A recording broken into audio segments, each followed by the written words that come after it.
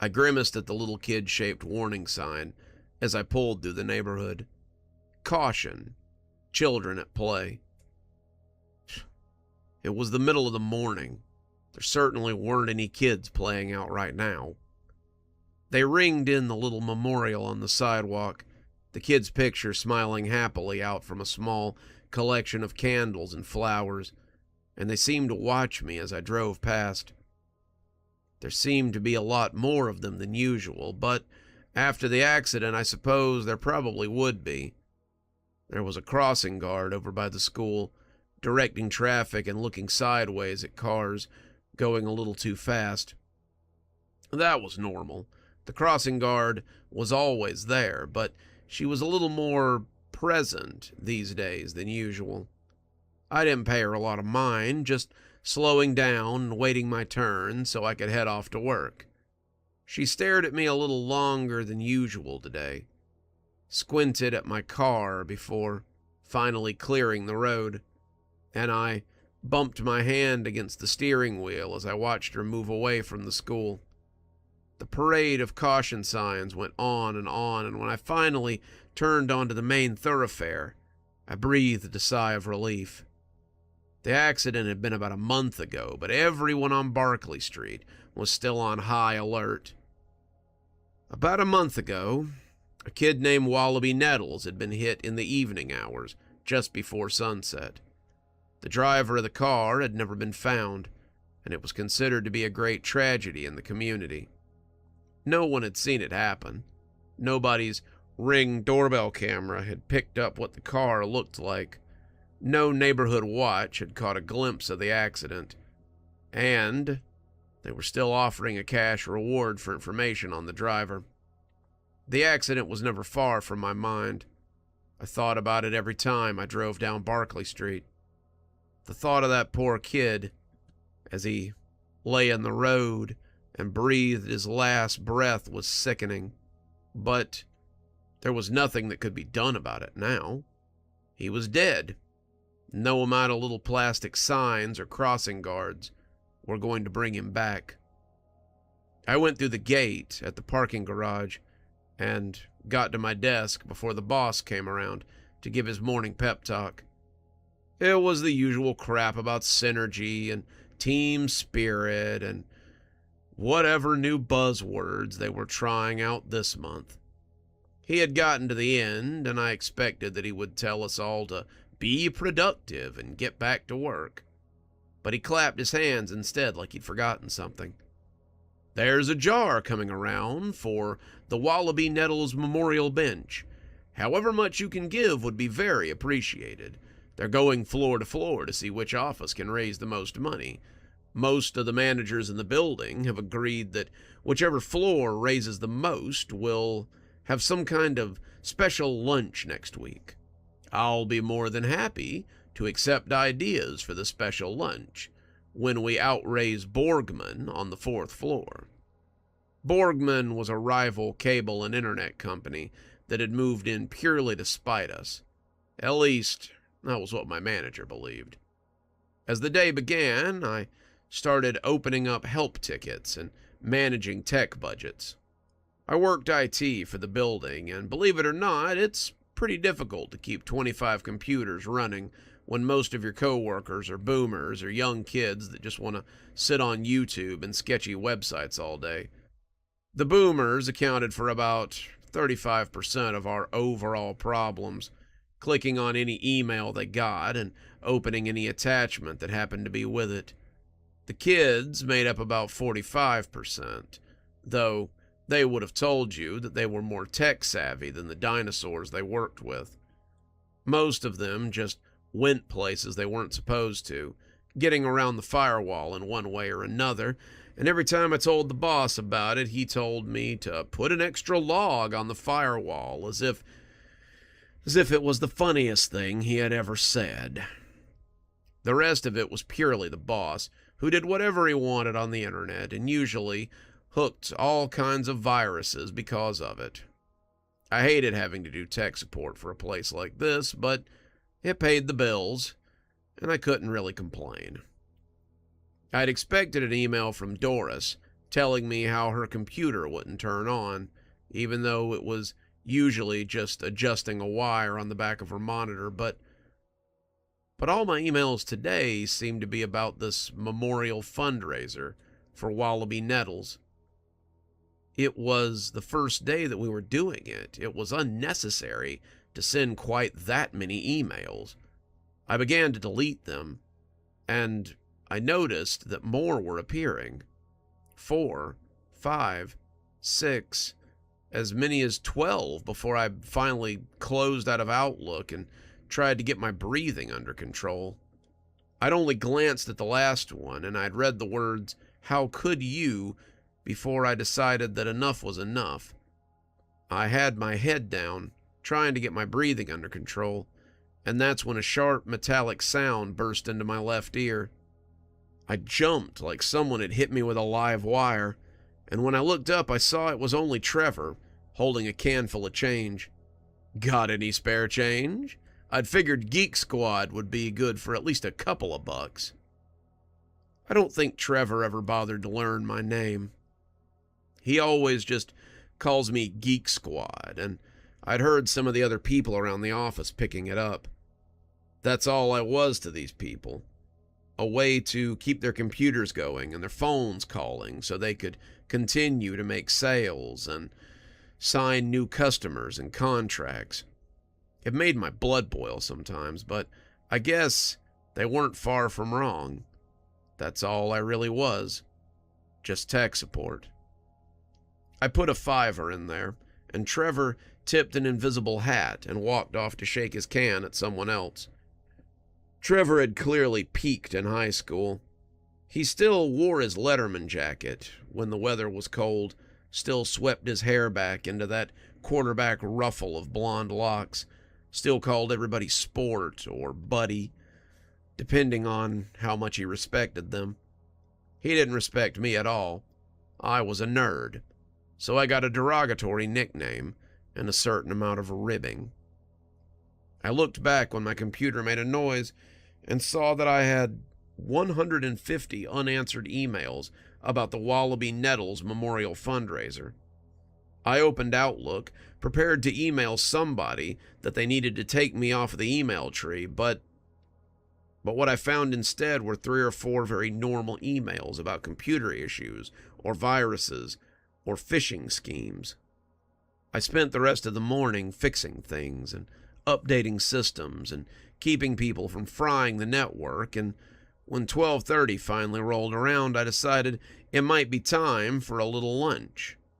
I could really go for a slice of pie and maybe half a hoagie down the street at the little bodega where I usually bought coffee. On the way out of the building, I saw more posters for the fundraiser, and those little cans with the kid's name on them seemed to be everywhere. It was just one kid. Kids get hit by cars all the time. This kid was a local, but I felt like maybe the building was making a little bit too much out of a dead kid. The most important thing he'd ever done was die, and that really didn't seem to be all that worthy of much fuss. I thought about getting my car out of the parking lot and decided to walk instead. The bodega was only about a block and a half away, and as I set out, I noticed something else that I must have overlooked before now. Those damn signs were everywhere. Slow, children at play. They were all over the place, and their little flags fluttered maddeningly in the breeze. I could understand seeing them in the residential area, but it just didn't make a lot of sense for them to be in town. It was the middle of the day. What kind of kids were playing right now? The farther I walked, the more they seemed to follow me. By the time I got to the bodega, I was seeing over a dozen of them as their infuriating yellow banners snapped in the breeze. I thought I would escape them in the store, but the owner had a couple of them up by the counter as well. When I asked him about them, he smiled like it was the best thing you'd ever seen. "They're for the little boy that got hit on Barclay Street. We're collecting money for that memorial of his. People are putting them out so nobody forgets about the tragedy. You got a couple of bucks? That bench ain't gonna pay for itself." I grimaced at him, but I slid a couple of dollars into the can before walking off with my lunch. The little plastic kids were everywhere as I walked back to the office. It was weird. They don't even really have eyes, but it's like I could feel them watching me. Their faces seemed to point in my direction when I looked at them. And the farther I went, the more it felt like I was being herded. My neck hair went up, and I had expected them to hem me in and what? Hit me on the ankle with those little flags? Were they gonna gum my legs off with their lack of mouth? It was stupid, and I almost dropped my pizza as I started laughing. The laugh was hollow, and I really wasn't feeling it, as I finally made it back to the safety of the office. It seemed that they had acquired some of the fluorescent safety children as well, and it was one of those days when I wished I had an office to myself. They had to have set him up in the last couple of minutes because they hadn't been there when I'd left. I'd been gone for less than an hour, and now suddenly I was being warned about children playing everywhere. No children were playing in the office. This was a place of business, and children would not be allowed to play here. I sat at my desk and tried to answer emails as I finished my lunch, but the hoagie had turned to ashes in my mouth. I could hear somebody shaking one of those donation cans, hear the flutter of the safety children's pendants from everywhere in the office, and by the time 5:30 rolled around, I thought I was going to lose my mind. I thought maybe tomorrow would be better, that by then they would be done with all of this, but my mental deterioration only accelerated when I saw my car in the parking lot. Someone had ringed it in with those fluorescent green safety kids, and it seemed to be my tipping point. I kicked them. I kicked them away from my car. I sent them skidding across the asphalt as I took a kind of gleeful victory in their defeat. Who the fuck did they think they were? Did they think they could scare me? Did they think they could make me confess? Whoever was doing this had no idea what they were doing. This was all a goof to them, just a mean-spirited prank, but to me, it was very real. As one of them bounced off the concrete, it was almost like I could see Wallaby bounce across the asphalt as well. That wiped the smile off my face. I got in my car and drove home, and in what I hoped was a safe manner. It hadn't been my fault. It hadn't been anybody's fault, except that damn kid playing with his ball out in the road after almost dark. I'd been coming home late, between 7:30 and 8 o'clock, I suppose, and I was in a bad mood. I'd been trying to fix a server error all afternoon, and by the time I'd done it, I'd only discovered about a dozen others. Somebody had opened something they shouldn't have, and it was probably going to be the end of our network. At least that's what I thought at the time.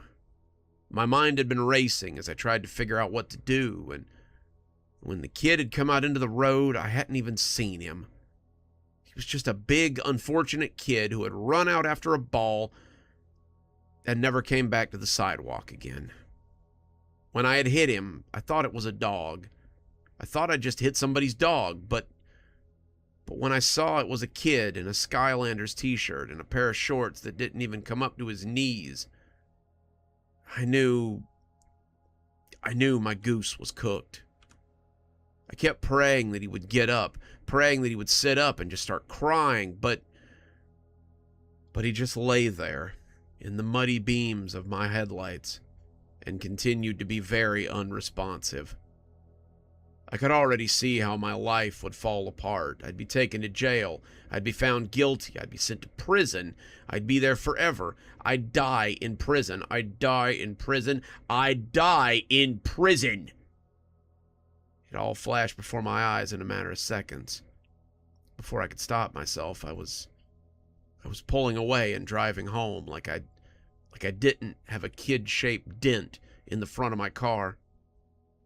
I'd gotten away with it, but it appeared that someone had seen. I turned down Barkley and headed home, but the caution signs were absolutely everywhere. They were on the sidewalk. They were in the yards of the houses. Some of them were even in the street. They all seemed to be looking at me now, and their flags had gone from fluorescent green and orange to morning black. I can't explain why, but I could feel their lack of eyes boring into me. They were all watching me, making note of where I went, and it felt like bugs crawling on my skin. I wanted to go faster, wanted to tear down Barkley going 100 miles an hour, but someone might get suspicious. Someone might think that I'd hit that kid. Someone might know that I hit that kid, and then I jumped out of my skin when my car came into contact with something. For a moment, I expected to see Wallaby Nettles in the road again. But when I looked up, it was just one of those fluorescent safety signs. It was lying in the road. Exactly like the little boy had been. And I couldn't stop myself from peeling out at that point. It was nearly 6 in the evening, and there was no crossing guard waiting for me this time.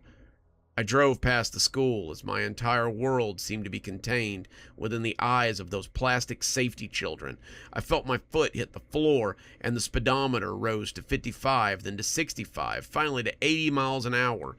People in their yards were looking at me. People in their houses were looking out the window, but I didn't care. I needed to get out of here. I needed to get back to my house.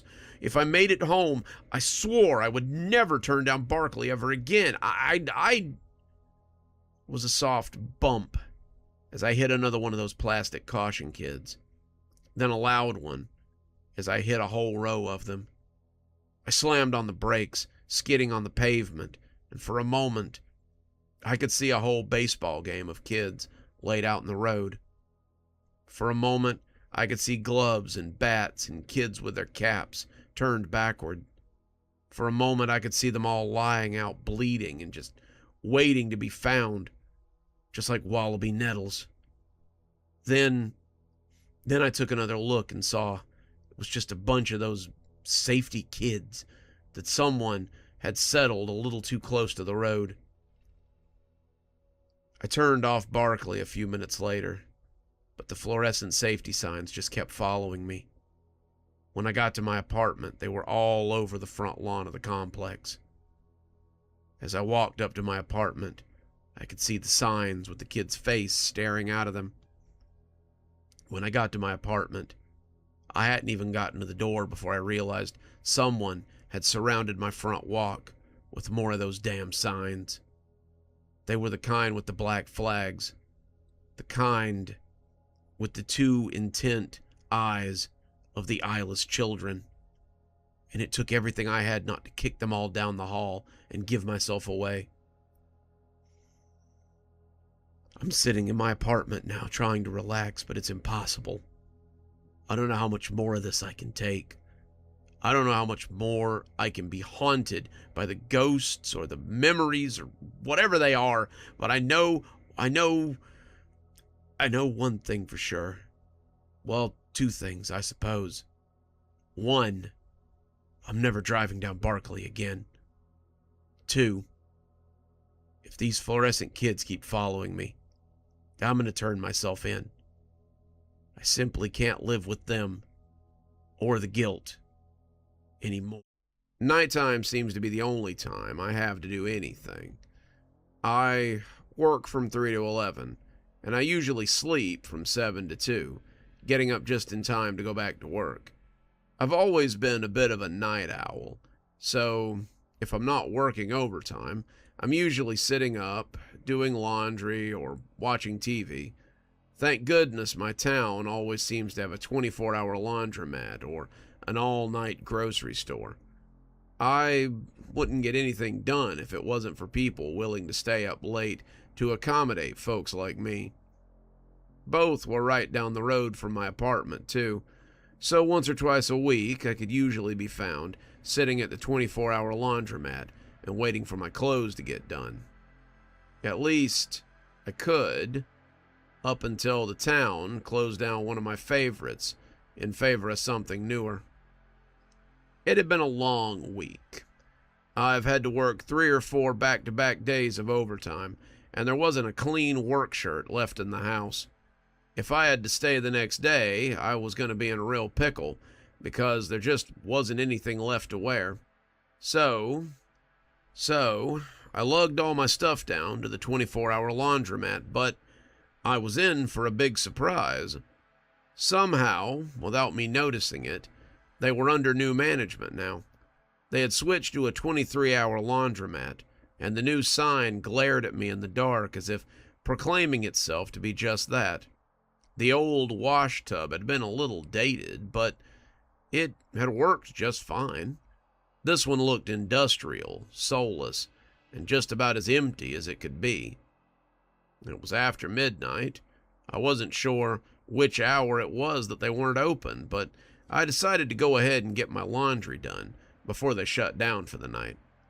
I was tired, I was hungry, and I wanted to put my laundry behind me so I could move on to something else. My life usually operated like a checklist. I would check something off, then I'd move on to the next thing, and I just couldn't get comfortable until that thing was behind me.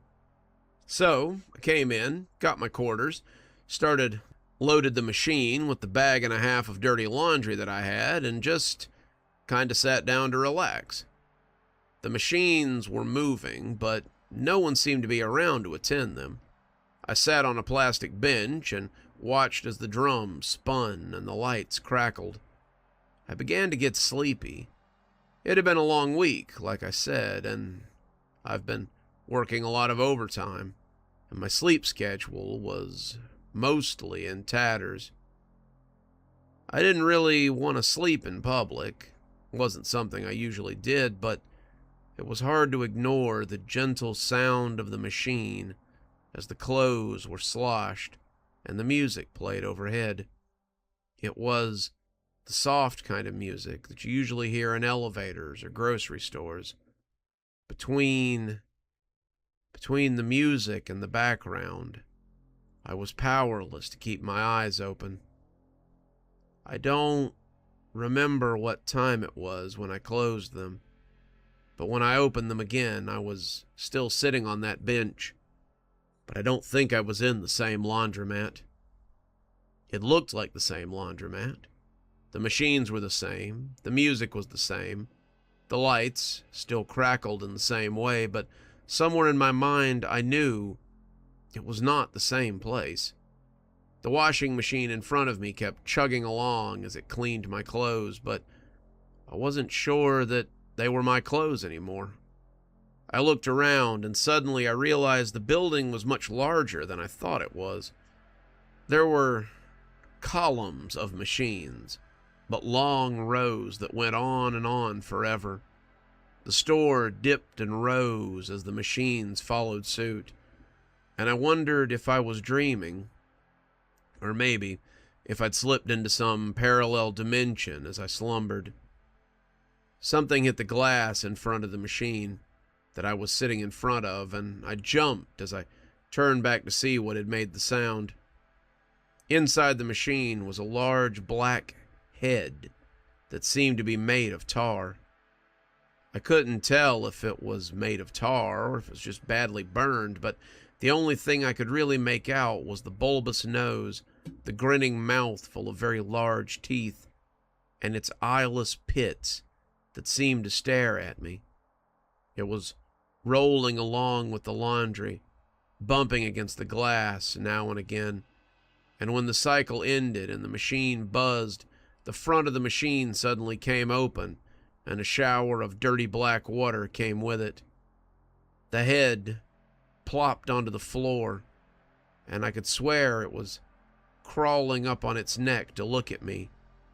"See something interesting?"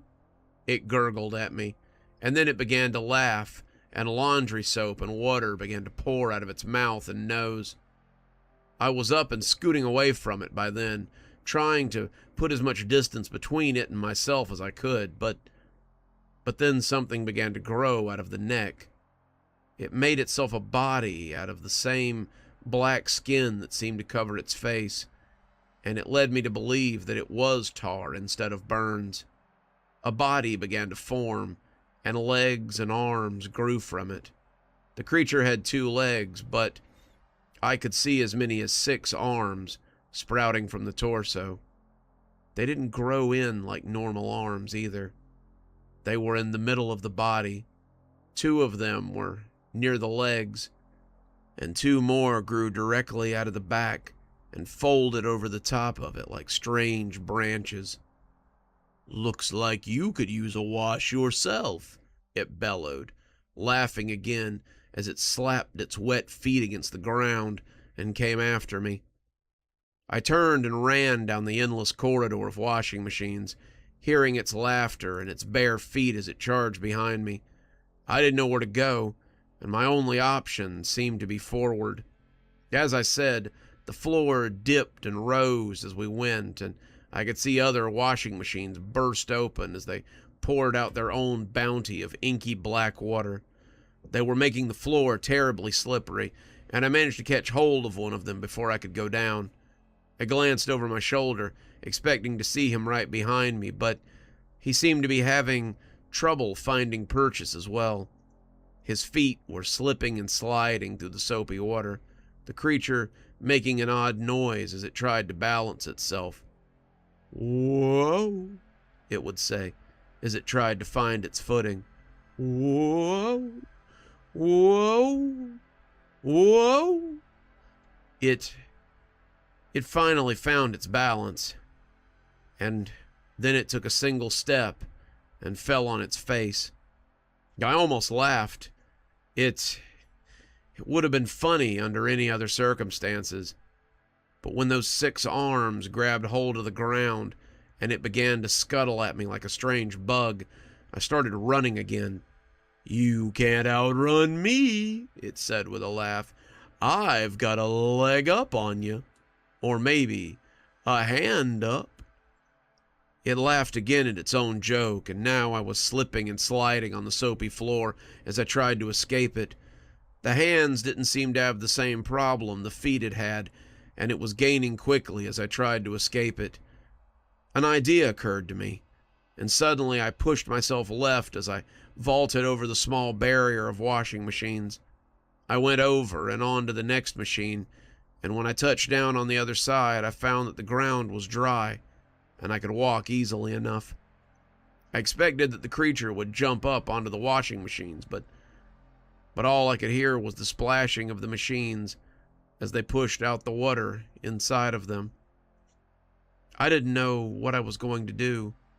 My only option was to keep running or to go back. But when I turned to start heading back the way I had come, came face to face with that inky black creature, and I started to scream. "Gotcha!" he yelled, but the next time he opened his mouth, all I could hear was the strange buzzing noise that the washing machine made when the cycle had ended. I jerked awake and realized that my machine was going off, and I was back in the 23-hour laundromat. I was back on the same uncomfortable bench, listening to the lights buzz, listening to the elevator music, and smelling old soap and laundry detergent. "You shouldn't sleep here," someone said, and I jumped as I turned around and found myself staring at someone behind the counter. She was a middle-aged woman, maybe Asian or from one of the island countries, and she looked tired and half done in. "Sorry," I told her as I tried to get my bearings. I was doing laundry. I just drifted off. I'm not homeless, I swear. It's no problem," the lady said. "We just try not to have people here for the hour that we're closed." I sat up and stretched, listening to the crack of my old, tired bones. "I'm sorry that the door was open, and Oh, we don't lock up, but most of us are just careful not to be here. Otherwise, he might get his hands on us."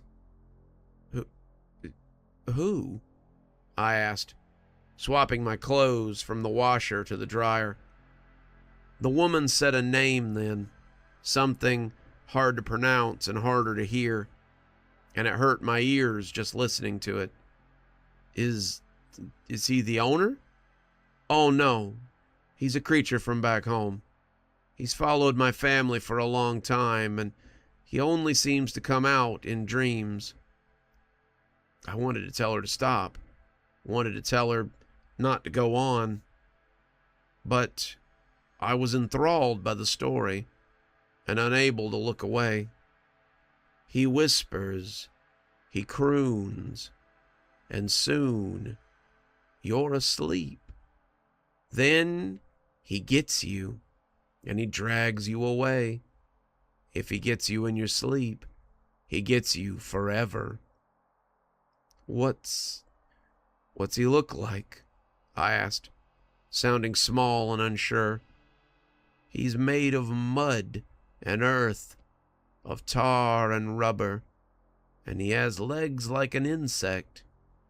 He has big teeth like gravestones, and a face with no eyes. He has no eyes, but he sees. He comes in on that 24th hour. He comes, and you go. I didn't have to ask if she knew I had seen it. Just the look on her face told me that she knew. I've been back to that laundromat a couple of times, but I'm always careful never to go that late at night and never to fall asleep. You just never know what might be waiting for you in that 24th hour. Seriously, Wendy asked as my boyfriend got up to use the bathroom, why do you stay with him? I looked up from my dinner, a dinner I was already prepared to pay for, as well as my boyfriend's, and gave her a questioning look. Why? Thinking about asking him out? Wendy gave me a very hard look as she steepled her fingers in front of her small nose. I could understand if he was good in bed. I could understand if he had money. I could even understand if maybe he was handsome, but he's none of those things. He's a slob, Stacy, and you know you could do a lot better than that. He doesn't even have a job. He has no prospects. You've already told me that he is far from motivated. So why are you still with him? The Applebys buzzed around us, the whole place sounding like families and friendship, and the kind of gatherings that made for television commercials. We came here once a week, mostly to have a night out so that we could have something nice to eat at the end of a long day. I'd begun to loathe our weekly trips to Applebee's, but I didn't think they'd go on much longer. Something told me that the party was just about to be over, and there would be no 2 for $25 in our future. I don't know, I hedged, as I picked at my dried chicken on a bed of overcooked rice. There's just something about him, I guess. There is nothing about him, Wendy said, as she took a sip of her margarita and stared at me questioningly. He's maybe safe enough to keep around as a boyfriend, but why would you agree to marry him? I see the ring. I saw the Facebook post. I know the two of you are engaged, but why? Why would you do that to yourself? I laughed, not because it was funny, but because she was absolutely wrong. I'd had to do a heck of a job on the concealer, but the bruise on my cheek proved that Derek wasn't even that safe. He had popped me last week over something, an offhanded comment or maybe another request to get a job, and it had taken everything I had not to kill him on the spot. I could have done it. Derek was as lazy as he was ambitious, and he was big for no reason. Instead, I just smiled and told him not to worry about it, and went back to whatever I was doing, because that was our dynamic. I did everything, and he existed inside my house. He existed for a very particular reason, but Wendy wasn't the kind of person who was ready for that information. I just don't get it. You have to tell me. We were in the sisterhood together, Stacy. We swore oaths and made vows. You can't keep this from me. There has to be a reason." I shrugged as I saw him coming back from the bathroom and picked up the bill before putting my card down on top of it. "You'll just have to take my word for it. There's just something about him. Something that you couldn't understand." He came back and said he was ready to go, looking at Wendy the way people look at particularly annoying dogs that they've been tolerating for a short visit. I told Wendy goodbye, told her that maybe someday she would understand, and then we piled into my Subaru and headed home. Derek was on his phone the whole time. He couldn't even make conversation as we drove home, but that was pretty common for him. He was short-tempered, overweight, a bore, a bad lover, an uninspired dresser, and lazy to the bone. He was nobody's idea of a dream, but he had something that I needed, and if agreeing to an engagement with him meant that's how I got it, then that's what I would do. I really only needed him for another 3 to 6 months anyway. After that, I'm pretty sure I would have what I needed. "I'm gonna set up a while and play games," he announced when we came home, not even looking up from his phone. I smiled and turned to head upstairs. "I'm going to bed. Will you be in soon?" He was still glued to his phone, probably talking to someone else, probably talking to some other woman, and didn't even bother to look interested as he walked away. "Huh? Yeah, sure. But, don't wait up. Probably be gaming with the boys till late tonight." I kissed him on the cheek and told him not to stay up too late, and he made a non-committal noise as he moved off toward the den. Off toward my den. To play games on my television. To run up my power bill with his friends. I shook off the bubbling anger, reminded myself that it would all be worth it soon as I went up to bed. By this point, you may think you understand what I'm after. You may think I'm trying to get pregnant. You may think I'm trying to worm my way into his parents' will. You may think that Derek has something material I want, and I'm just waiting for the right time to take it. Well, you would be wrong. As it turns out, years of sitting on his ass and doing nothing have made Derek pretty sterile. He doesn't even have anything I would want. Not his NASCAR commemorative glasses, not his Pokemon cards, not even his PS5, which he still owes 5 payments on.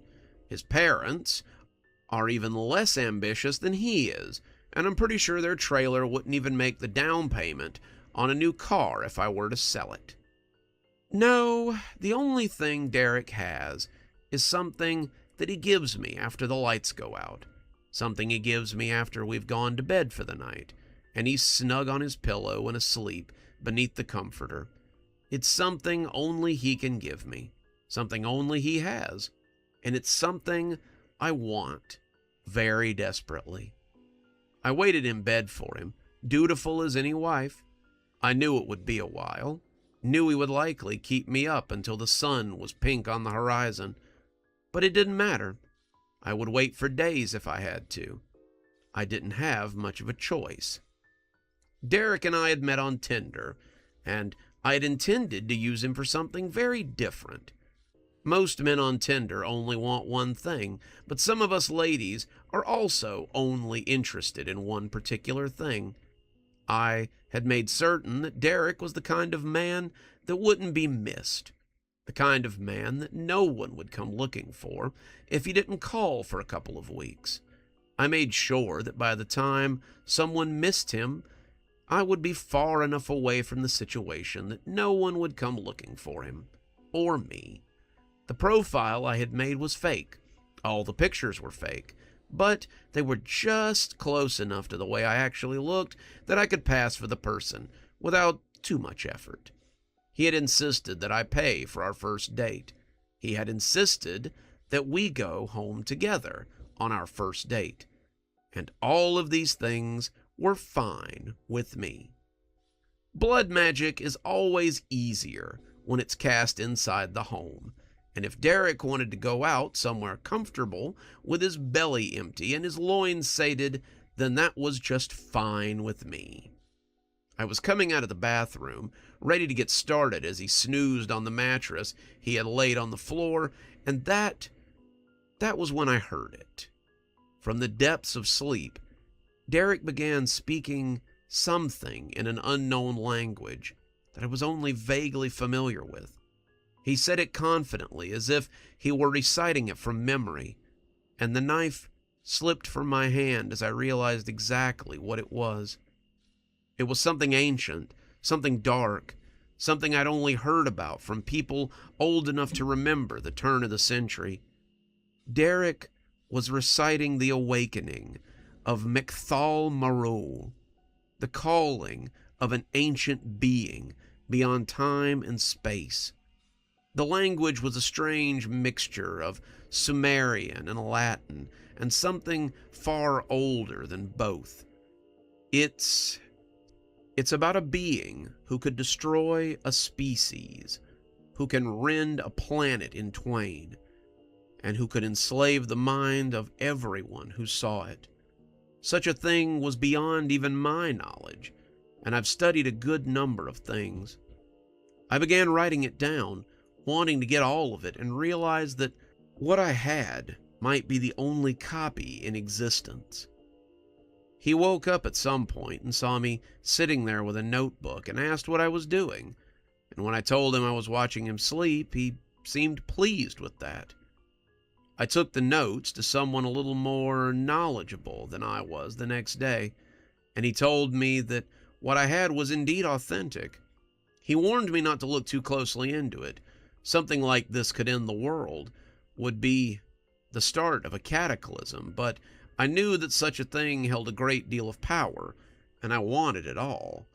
For the last year and a half, I've been writing down the things that Derek says as he sleeps, and by this point, I have nearly all the book. There's another 20% to go, and that last bit is the most important. That's the part with the rituals and the summoning and all the things that one needs to bring forth the World Eater. Derek doesn't know it. He doesn't even understand what I'm saying when I ask him about his sleep talking. But within him is stored great knowledge that he can't even comprehend. I heard him when he told his friends he was going to bed. The alarm clock said it was nearly 4 a.m, but I had never been more awake. I pretended to sleep, rolling over and getting comfortable, and as he came in and flopped, unwashed, onto the bed, I heard him begin to snore almost immediately. Derek was good for very little, but he was certainly good at falling asleep quickly. I got out my notebook as he began to mutter in his sleep, and as he spoke the words I'd been waiting for, I took them down with a quickness. Tonight could be the night. If he slept another 12 hours, something he'd been doing a lot lately, I might get every bit that I needed. I was excited, almost giddy, because it meant that my time with Derek would be at an end. I could finally put this charade behind me. When familiar words began to cascade, I felt my face turn in confusion. I looked at the notes, praying it wasn't so, but I was getting the opening of the book again. It was the phrase he had uttered as I stood in his old apartment with a curved knife slipping out of my hand. No, it couldn't be. He had never doubled back before. He had never once gone back to a previous part. I was so close to having it all. The thought of having to remain with him any longer in order to get what I wanted was maddening. I stayed awake the next 3 nights, hoping he would pick up where he had left off. But my hopes were in vain. He began to recite the words already spoken, giving me the phrases that I already had, and I was forced to sit beside him and wait, knowing that I would never have what I sought. Suddenly, the idea of marrying him in order to maybe find the last part of the book was unthinkable. The thought of living with him and dealing with him and suffering him was more than I could bear. My sadness turned into hatred, and he never even stirred as I drew open the drawer beside my bed. He snuffled as the knife slipped into his kidney. He began to scream as I put it in his chest. He stopped screaming when I cut his throat, and by morning I had everything I had intended to take from him, and so much more. I was disappointed, but that was pretty on brand for Derek, too. The next few days were quiet, back to something like normal, right up until a familiar face came to knock on my door. Derek's mother wasn't a bad person, just a little unmotivated. I had tried to help her once, tried to pull her out of her slump, only to discover that she wanted for nothing. She was content in her wallow, so that was where I left her. "Stacy, is Derek here? I haven't heard from him in a week." I brought her in. I made her tea, telling her how we'd had a terrible fight and how I didn't know where he was or what he was doing. I told her that he had left me, that he'd been talking to someone online, and that he was probably with her. "Oh, I'm so sorry, dear. I know he was hard to love, but you did the best you could." "I miss him sometimes," I lied as I sipped my tea. "It's hard to sleep without him. His mumbling sometimes soothed me to sleep at night, and I don't know what I'll do without him." His mother laughed. His father used to mumble in his sleep, too. Weird stuff, the kind of thing that sounded almost like words. Must run in the family, I suppose. I brightened a little. "Oh, I don't suppose Derek has a brother, then, does he?" We laughed, but it turned out he did have an older brother. An older, single brother. Maybe it's time to see how single he is, and whether he talks as loud as Derek did in his sleep. We had gone to Mackinac Island for most of my childhood, but the year I turned 18 was special. That was the first year I was allowed to bring friends. Hank and Joel had been my friends since elementary school, and they had always kind of wondered about my summer trips to Mackinac. Mackinac Island is a pretty popular tourist destination. They have a pretty nice resort there. They had a historic town where horse-drawn carriages and the sounds of blacksmithing are constant. It's a lot like Williamsburg, and we usually stay at the Mission Point Resort. It was a great place to spend summers, and I always came back with a deep tan and a lot of time spent at the beach. There was one place, however, that I liked to visit, a place that was great for swimming. It was called the Drowning Pool, and according to the locals, it had quite a checkered past. In the 17th or 18th century, no one's quite sure, the island had something of a religious experience. A man came to the island, a man from Spain who had allegedly been part of the Inquisition. He had brought a different sort of sermon to the people of Mackinac. They had been fairly peaceful until then, a tight-knit community that often pulled together during crisis. And now they seemed to find witches wherever they looked. They seemed to find nothing but witches. They began a witch hunt that lasted a year and a half and led to the deaths of countless young women. No one knew exactly how many people had been drowned in the pool, but the tour guides always made the details sound grisly, and I'd been on the tour enough times to quote many of them by heart. They would drag the accused to the pool, many of them without a trial. They would attach stones to them, the larger the better, and then hurl them from the cliffs into the pool. They would struggle and wiggle, but in the end, it all amounted to the same.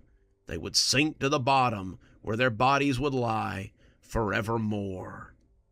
I had swum in the pool many times, diving from the cliff to splash harmlessly into the water, and I'd never seen so much as a bone on the floor of the pool.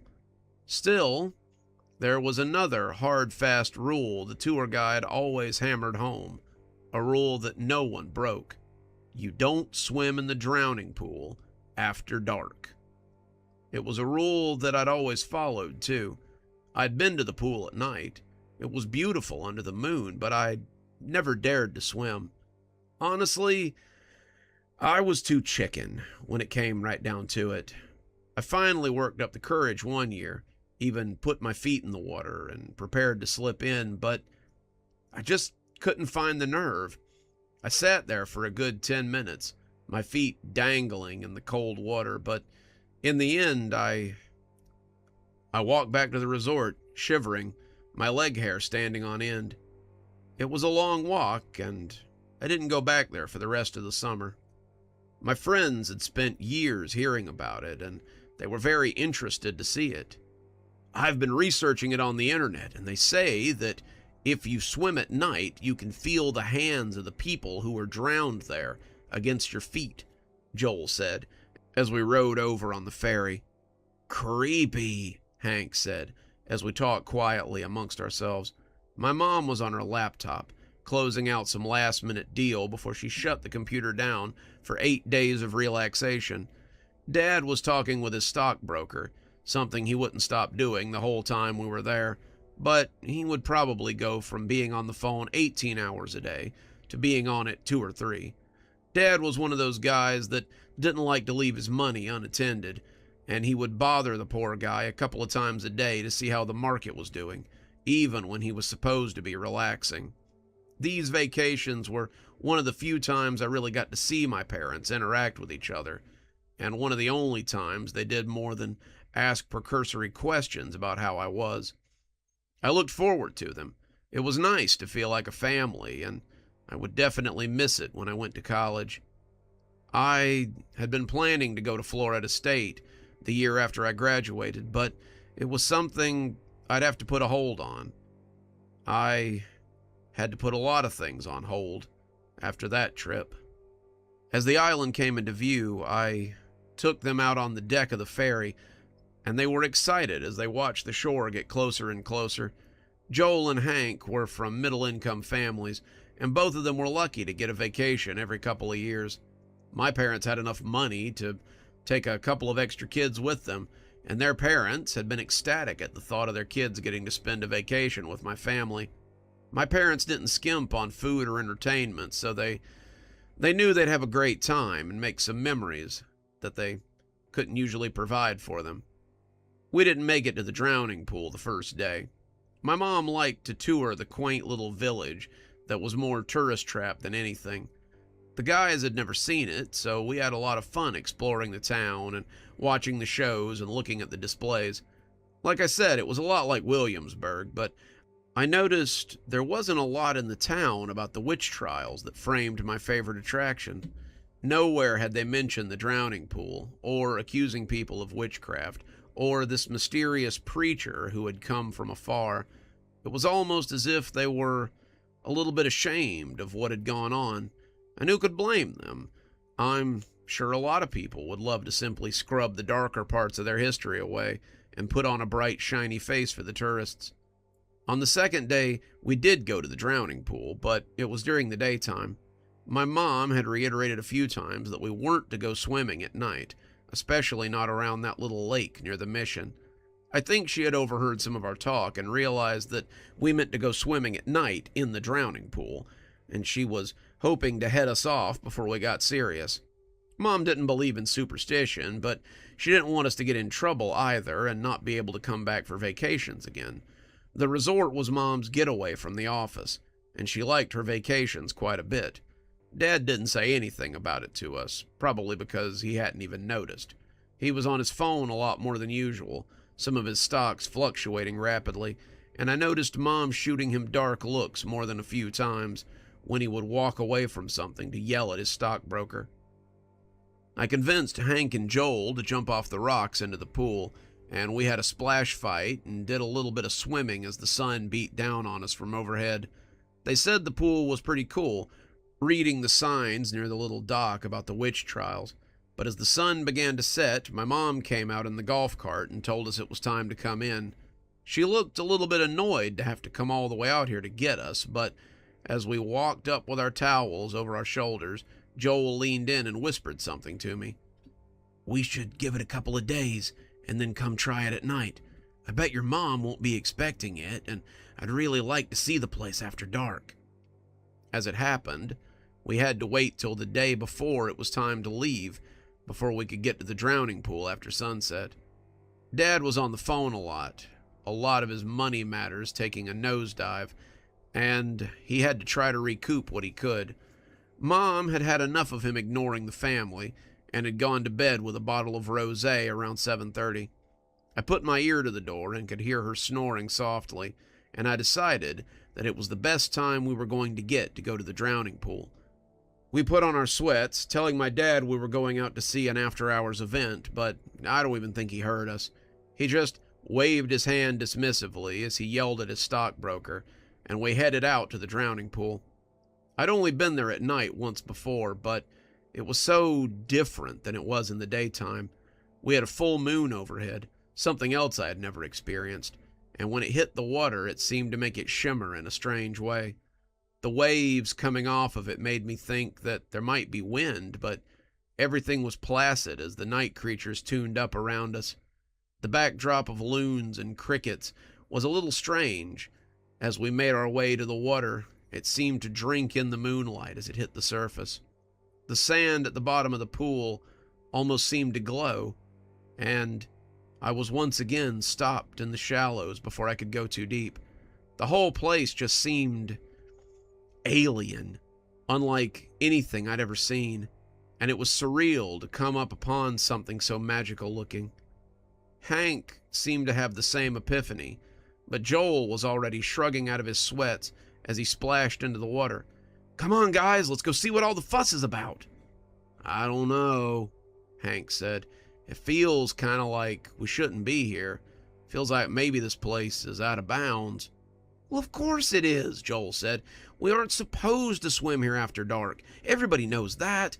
That's why we're doing it, to see what all the fuss is about." "Joel," I said, and I was surprised at how hollow my voice sounded. "Maybe we shouldn't. It feels different. I don't..." Joel didn't wait for an explanation. He dove into the water and began swimming out towards the middle. Joel had always been a risk taker, someone who had more interest in discovering things than was strictly healthy. He was the kind of kid that would take his bike off any jump, the kind of kid that would pick up a snake whether he knew it was poisonous or not. It led him to be a little reckless, but this was one of those times when his reckless nature got the better of him. "Come on in, guys, the water's great." Joel laughed as he began splashing in the lake. It did look pretty good. The water was moving in a way that was unfamiliar, but it looked so inviting. I could imagine it looked a lot different when you were being forced to drag stones to the edge so that you could be taken to the bottom forever, but from the shore, it looked pretty good. I was tempted to join him, but as he floated there on the water, I suddenly saw something rising beneath him. It was subtle, a wavy something that came slowly out of the water, but it looked ghost-like in the moonlight, spilling down over him. He went under suddenly, falling beneath the water as if grabbed, and when he came up, he was no longer smiling. He was looking around, clearly trying to see what it had been and what had grabbed him, but I could already see something else reaching up to grab him again. "Joel, you gotta get out of the water," I yelled, but he wasn't listening. "What the hell was that? Did something..." But he was pulled under again as it yanked him. Hank and I were already moving toward the water, trying to get him before it could pull him under a third time, and when he resurfaced, I could see how scared he was. I didn't know if he had seen something down there or if he was simply afraid of going under again, but as it grabbed hold of him again, I started swimming toward him and tried to catch him around the middle. It wasn't easy, he was slippery, but I finally managed to get some traction as I yanked him toward the shore. That's when we were both pulled under, both of us going under at the same time, and that's when I saw them. The record never said how many witches were drowned at the pool, but I could see hundreds beneath the water. They were perfectly preserved, perfectly intact, all of them beneath the water as if just waiting for something. Their fingers had locked themselves around Joel's ankle, and they were tugging him under as if trying to get him to join their ghostly procession. Some of them were floating closer, their slow progress impeded by the stones, but if we didn't move pretty quickly, they'd have all of us under in a matter of minutes. There were just too many of them, and if they got us, then there would be no fighting them off. I kicked at the hands, my breath exploding out of me as I tried to get back to the surface, but the women looked at me, and I felt my strength slipping away. They were beautiful, 16 or 17, and when she smiled at me, she pulled me deeper. She wanted us to come and see her home. She wanted us to come and see her grave, and she wasn't taking no for an answer. There were other women floating nearby. All of them were waving and inviting us to come stay with them in the drowning pool. Part of me wanted to go with them. Part of me was sorely enticed, but I knew that if I went, then I would never see anything again except the depths of that watery grave. I kicked out one last time, my foot connecting with pale flesh, and somehow we got free. The two of us floated to the surface, and I could see Hank swimming in our direction. "Go back!" I yelled. "Go back! There's something out here!" Hank understood, turning and swimming hastily back to the shore. It was a difficult swim, more difficult than it needed to be as I tried to get my heart to stop beating so fast. But as we both pulled ourselves onto the sand, I felt like the greatest accomplishment of my life had been found. Joel and I lay there for a moment as we tried to catch our breath, pulling in as much air as we could manage while Hank asked us what had happened out there. I looked at Joel and he just shrugged. We weren't sure that Hank would believe us, so we told him it was some kind of fish. It had been a big one, a pike or something, and it had gotten a hold of us and dragged us under. I had managed to kick it and make it go away, but it had nearly gotten us anyway. Hank didn't look like he believed us. Not really, but he nodded and said that's probably why they didn't want people swimming there at night. "I've heard that some fish get really aggressive after dark," he said, and Joel and I nodded as if that was exactly what had happened. We never told him, and both of us agreed not to tell anybody. Who would believe us anyway? We were just a couple of dumb kids who had gone somewhere we had no business being. No one was going to believe that we had encountered a host of drowned women at the bottom of a lake. We never told my parents where we had gone after dark either. I felt like they would have been disappointed with me. I really didn't want to hear my mom talk about how she had told me so. My parents still invite me on vacations with them, but I just can't bring myself to go back to Mackinac Island. It's a beautiful place, and I have many fond memories of it, but I just think about all those women at the bottom of the pool, and it makes me never want to go near the water again. So if you go to Mackinac Island, just remember that the rules are there for a reason. Don't go swimming in the drowning pool. You might find more than fish and shells waiting for you beneath the sand. I grimaced as I looked at the next card in the spread. It always resembled a bird's head, a falcon or a hawk maybe, and I hated the effect it had on some of the kids. If the cards weren't a big part of the test, I would probably have taken that one out, but all of them were important in some way or another. Sometimes, if they saw a bird, it could mean they had an unobtainable goal. Sometimes they would see a wolf, and you would know they felt pursued. The cards could mean all sorts of things, but what they often meant was terror. And what do you see when you... But I never finished. Daniel Blake was 12, a freckled ginger boy who always tried to make jokes out of these picture association cards. When he saw the picture, though, his cherubic face turned into something fearful. As his lips started quivering, his face suddenly broke like a porcelain mask, and he started to scream. He pushed back against the couch, crab-walking away as if the picture might bite him. My assistant came in then, being old hat at this, and spoke soothingly to Daniel as his mother came in to see what had happened. It seems that Daniel has some sort of fear of birds, I said, the words sounding lame even to me. She said the same thing that most kids' parents did. That was strange because he had never shown any fear of birds before. It was a fear that had only recently become a problem. How could something like this happen? I didn't know, but I really wanted to understand. I decided to do a little digging into my clients to find out if there was a common denominator here. All the kids who had recently reacted badly to the bird had attended the Klein Institute. Klein Institute was a newer installation in town. They were a rather prestigious preparatory school that had only been operating for about 5 years. In those 5 years, however, they had turned out more students who went on to college than anyone else. They had a nearly 90% graduation rate. They had a lot of success in their college courses as well. Their kids were supposed to be more focused and more determined than any other student from any private academy.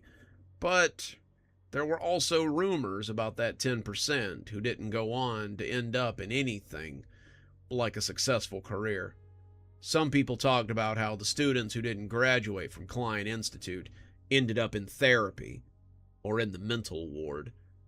There were a couple of them who'd had psychotic breaks from reality and ended up in prison, but the Institute was pretty careful about sweeping those under the rug. They wanted to keep their board of trustees happy and keep the money flowing into their fledgling operation. I don't know why I decided to take this so personally, but when so many of my patients seem to have the same results after spending time at Klein Institute, I have to see it as something outside of coincidence. I didn't start by going to Klein. I started by talking to some of my other patients who attended. As a psychologist who specializes in children, it wasn't hard to find a sample group. A lot of my patients suffer from the usual childhood traumas, and their parents are wealthy enough to afford therapy. Most of it turns out to be ADHD or some kind of repressed childhood memory, but a lot of it's just parents wanting their kids to sit still or worrying that their own childhood traumas might be affecting their children badly. I can't argue with the money, but most of the time it comes down to your child is fine and just a little more creative than you would like them to be. Daniel McKenzie was another such kid. He'd been going to Klein for 2 years now. He was a smart kid, well-adjusted, but both his parents had been from pretty unhappy homes, and both were worried about him to a neurotic level. Most of the time, Daniel played with Legos or put puzzles together, while he told me about his day and tried to let me know what was bothering his parents. It was really no problem for him. Sometimes children can be more perceptive than people think, and Daniel was a pretty good example. I did something I never do, and I decided to set up a situation. I went to the secondhand store, and after a little bit of looking, I found what I was looking for. The stuffed crow was absolutely dusty and filthy, but after cleaning it a little, I put it on the shelf right behind me and got ready for Daniel's appointment. It was cheating, and it was absolutely against my better judgment, but I was curious, and I needed answers. Daniel came in, lifting a hand as he greeted me, and then he stopped in his tracks as he looked at the bird behind me with an almost supernatural kind of fear. His eyes got very large, his mouth trembled in a way that I'd never seen before, and his little fingers shook as he pointed at the bird. "Where did you get that?" "This? Oh, I've had it for a while. I thought it looked nice on my desk. Do you like it? Daniel, are you okay?" Daniel was trying to say something, but his words were coming out as unintelligible gibberish as his mouth tried to catch up with his brain. He was trying to cry and hiccup at the same time, and as he moved backwards into the corner of my office, I could hear him repeating the same thing again and again. Calvin Crow says no." I had expected a reaction, but nothing quite this severe. I tried to comfort him, but he would not be comforted. Finally, I had to take the crow and put it away, but I wasn't going to get anything useful out of him for the rest of the session. I gave him some cocoa and set him down with some Legos as I told him to just relax for the time being. He nodded, seeming to calm down after the crow was gone, but I saw him looking back at the desk again and again as if expecting it to come back. I tried it on another patient, Melanie Smith, with similar results. Melanie had always been a vivacious young girl, prone to wearing dresses and putting stickers on my desk when she came in. She was a happy kid, but she had a really nasty case of ADHD. Her mother was afraid that it would keep her out of a good college, and that was probably why she had taken her to the Klein Institute in the first place. Her grades were supposed to be doing much better. Her attention span was increasing exponentially, but her mother still insisted on bringing her to therapy at least once a week. I didn't think she needed it. She was a pretty well-adjusted little girl, at least until she caught sight of the crow. She was putting a sticker on the corner of my desk, a place I had told her it was okay to place stickers.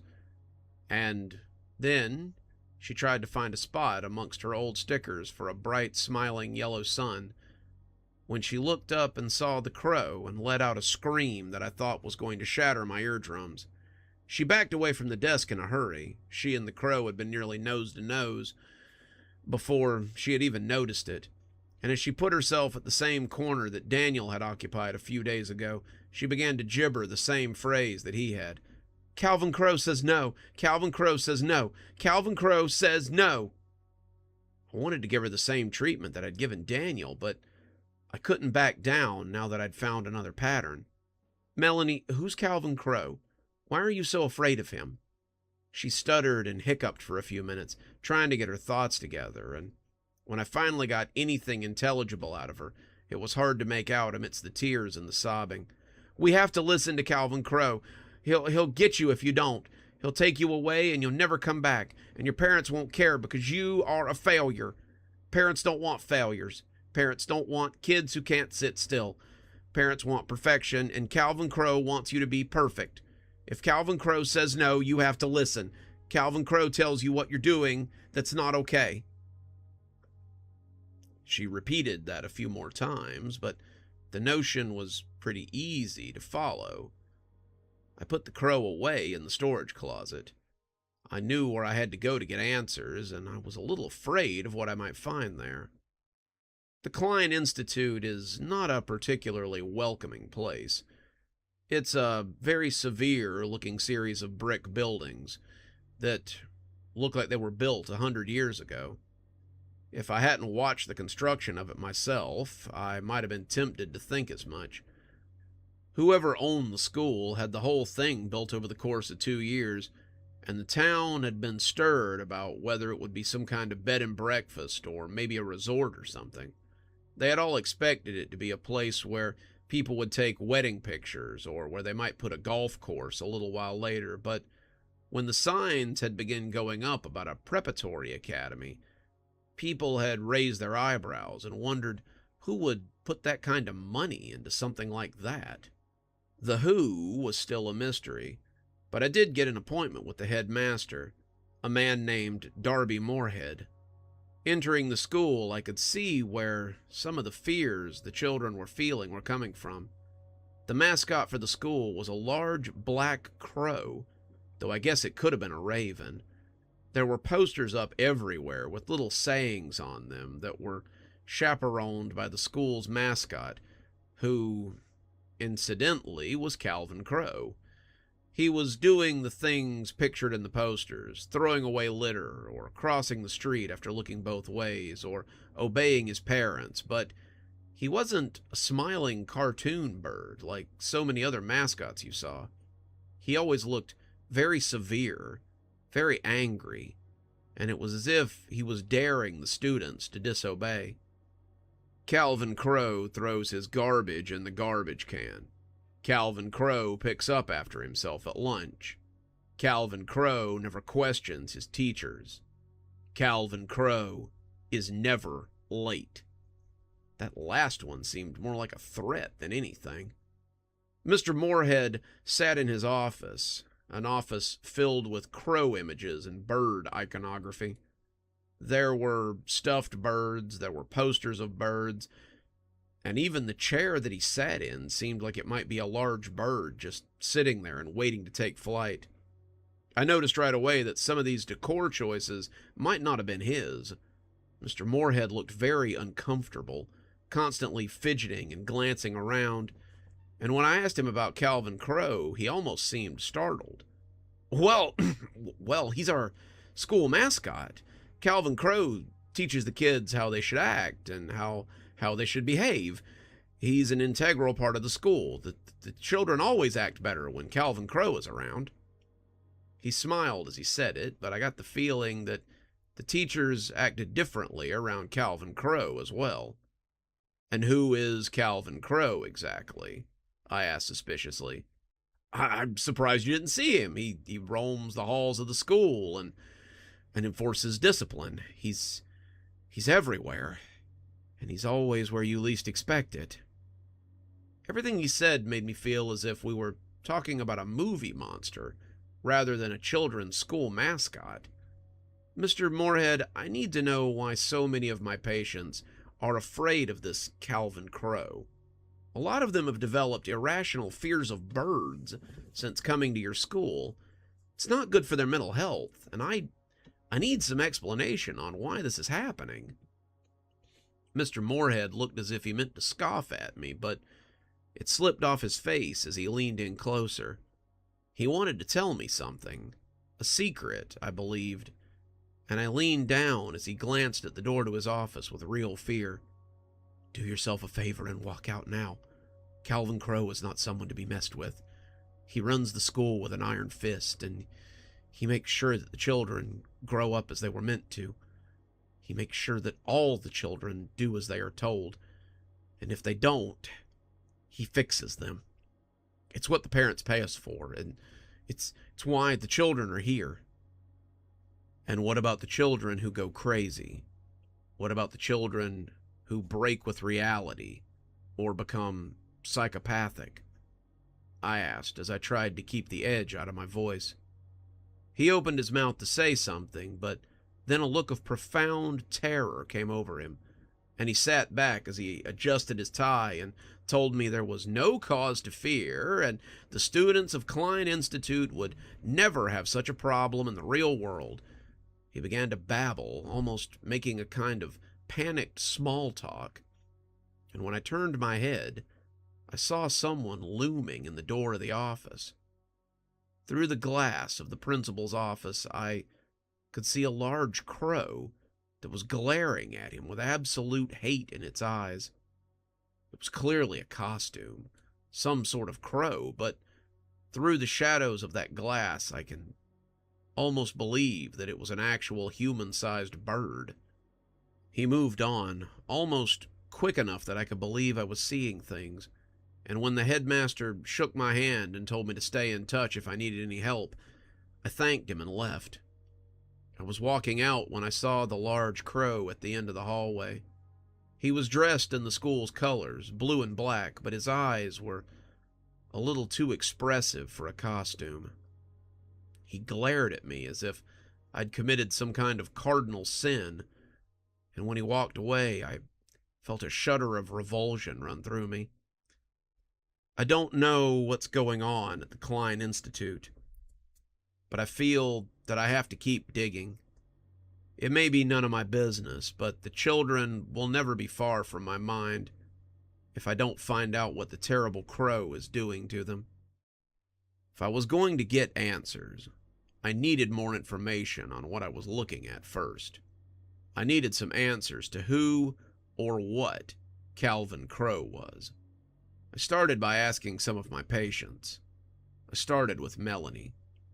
Melanie was building a tower with Legos when I casually asked her who Calvin was. We'd been talking about her new cat before I suddenly turned the conversation, and she'd been all smiles and bouncing curls before his name had come up. She was just putting a long piece on top of her tower, meaning to make it look like a proper skyscraper. But when I asked her about the Crow Man, Her hand began to shake violently. I can't talk about him. It's not allowed.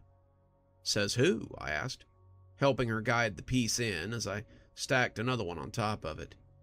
Says, she started, but then seemed to think better of it and went back to building. I just can't. It's against the rules. And whose rules would that be? I asked, pressing harder as she waffled with her story and the tower of blocks. It's just the rules. I'm not allowed to talk about things that happen at school. It's against the rules. You can't ask me about school. I'll get in trouble. I'll get in trouble. I'll get in... I put a hand on her shoulder and told her that it was okay. I just wanted to know a little more about him, but if she couldn't tell me, then that was okay. She seemed to calm down at once she realized that I wasn't going to force it out of her, and I made a note to talk with her mother about it after the session. Melanie's mother was a middle-aged housewife who seemed to believe her daughter had more than childhood ailments to worry about. In reality, she was a helicopter parent who simply wanted her daughter to do better than she had. She might be married to a successful pediatrician now and have a daughter in a private academy, but you could tell that she still remembered what it was like to be poor and struggling to make it through high school. Miss Smith, I believe that something might be affecting her mental health. She's reported a fear of birds recently, and it's definitely concerning. A fear of birds? Miss Smith said, sounding as confused as they usually did. She's never had a fear of birds before. I think it might have something to do with the Klein Institute. Their mascot is a bird, isn't it? And her fear often comes out when the subject of school comes up. At the mention of the school, her face went through a similar change as her daughter's had. She looked scared, but she also looked worried. It was as if she was afraid that someone might hear our conversation and what they might make of it. We can't talk about what happens at the school. We signed forms, you see. It could get her kicked out. It could ruin everything. It could... What kind of school needs a non-disclosure agreement? I asked, cutting her off before she could get going. One of the best schools in the country, that's what. You don't understand, she said as she switched gears. Something like this could ruin her. She was failing every class 2 years ago. She was in danger of repeating the 3rd grade. She was reading at a 2nd grade level, and there didn't seem to be anything that could be done about it. 2 years at Klein Institute, and suddenly she's on track to go to middle school next year. She reads for fun. She does her homework for 2 to 3 hours a night, and it's all thanks to Klein. But if something is affecting her mental health, then how can you really let her continue to suffer? Miss Smith gave me a look that said I wouldn't understand if I didn't have kids of my own. When she's successful and she has a career and a family of her own, then she can afford all the therapy she needs. Right now, I need her to graduate, and if she has to buy it with a few sleepless nights, then so be it. There was no reasoning with her, that much was obvious, but I had hoped that some of the other patients and their families might be willing to talk. To my surprise, all of them were equally tight-lipped and equally as willing to let their children suffer for excellence. They were aware that the methods utilized by Klein Institute were a little unorthodox. They were aware that their children had nightmares and anxiety and other things that they had seen there, but all of them said the same thing Mrs. Smith reported. Their children had gone from barely passing to thriving. All of them had gone from reading several grade levels below what they should have to utilizing vocabulary and reading books they never thought they would. They went from barely understanding basic math to doing algebra and trigonometry in a matter of months. The change was sudden, almost overnight in some cases, and the parents were just happy that their children were doing well. They couldn't talk about it because of the non-disclosure agreement. They couldn't bear the thought of their children backsliding into something that they had been before, and they weren't willing to pull them out in order to make them feel a little better about the experience. It was shocking, but I suppose seeing your child do well academically is something that a lot of parents hope for. With no help on the parental front, I was forced to do some research that was a little more clandestine. I went on the internet and tried to find anybody talking about how bad it was at the Klein Institute, no matter how many NDAs they had to sign and how many books and math problems their kids were capable of doing. There are always a few people who are willing to air their dirty laundry online, and most of what I found were rave reviews for a company that had existed for less than a decade. They talked about how well their kids were doing. They talked about how much of an improvement they had seen. They talked about being impressed by the teaching methods and the result, but there were still those who were unhappy, and they had gathered, as they always do. It wasn't much. I suspected that the Institute might be squashing negative reviews, but I found a subreddit full of people willing to share their negative experiences about the Klein Institute. They talked about how their children were scarred for life, talked about how some of them had psychotic breaks, and there was one man who even talked about the methods that were being used to train children. He compared it to training dogs. The word Pavlovian was thrown around a lot, and it sounded as if he might have had a front row seat for whatever they were doing in there. It's all fear-based. They scare the hell out of them and create a negative association with the behaviors they want them to stop. Somehow it fixes ADHD, and even mild autism seems to take a back seat when you're engrossed in an environment of pure fear and adrenaline. The children don't read or do mathematics or study because they enjoy it. It's because they're afraid to fail. Not only that, but they're also afraid of Calvin Crow. I'm sure that some of you have seen the mascot that roams the halls. You've seen the posters hanging on the walls, but I don't think you've guessed even a fraction of it. He isn't just a mascot. He lives at the school. The school is his home, and it's his hunting ground. Whatever sick game this is, he enjoys it. He torments the kids during the school day, and just the sight of him is enough to send some of them into hysterics. I've never seen him without the mask, but I have seen where he goes when the school day's done. It's why I no longer work for the Klein Institute. I was politely but firmly asked to leave after stumbling across his nest. I accused them of a lot of things, and they didn't appreciate any of them. Don't send your kids there. The things they're doing there aren't things that anyone is meant to be doing. You can't treat kids that way. You can't instill them with fear and not expect something to come of it. I messaged him to see if we could talk, but he seemed very hesitant about seeing anyone outside of the internet. He said the things he had to discuss could probably get him in a lot of trouble, and he wanted his ambiguity maintained. I told him that we could meet far from the city, as far as he needed to, that I just wanted to understand what was going on. He asked me some questions about what I was doing and why I was so interested. And when I told him that many of the children at the Klein Institute were patients of mine, he decided I might be on the level. He agreed to meet at a tiny little dive bar about an hour outside of town, and I told him that I'd be there. We set up our meeting for 3 days after the initial message, but I got a warning before then. I came into my office the day before I was supposed to meet him and found that someone had torn the place up.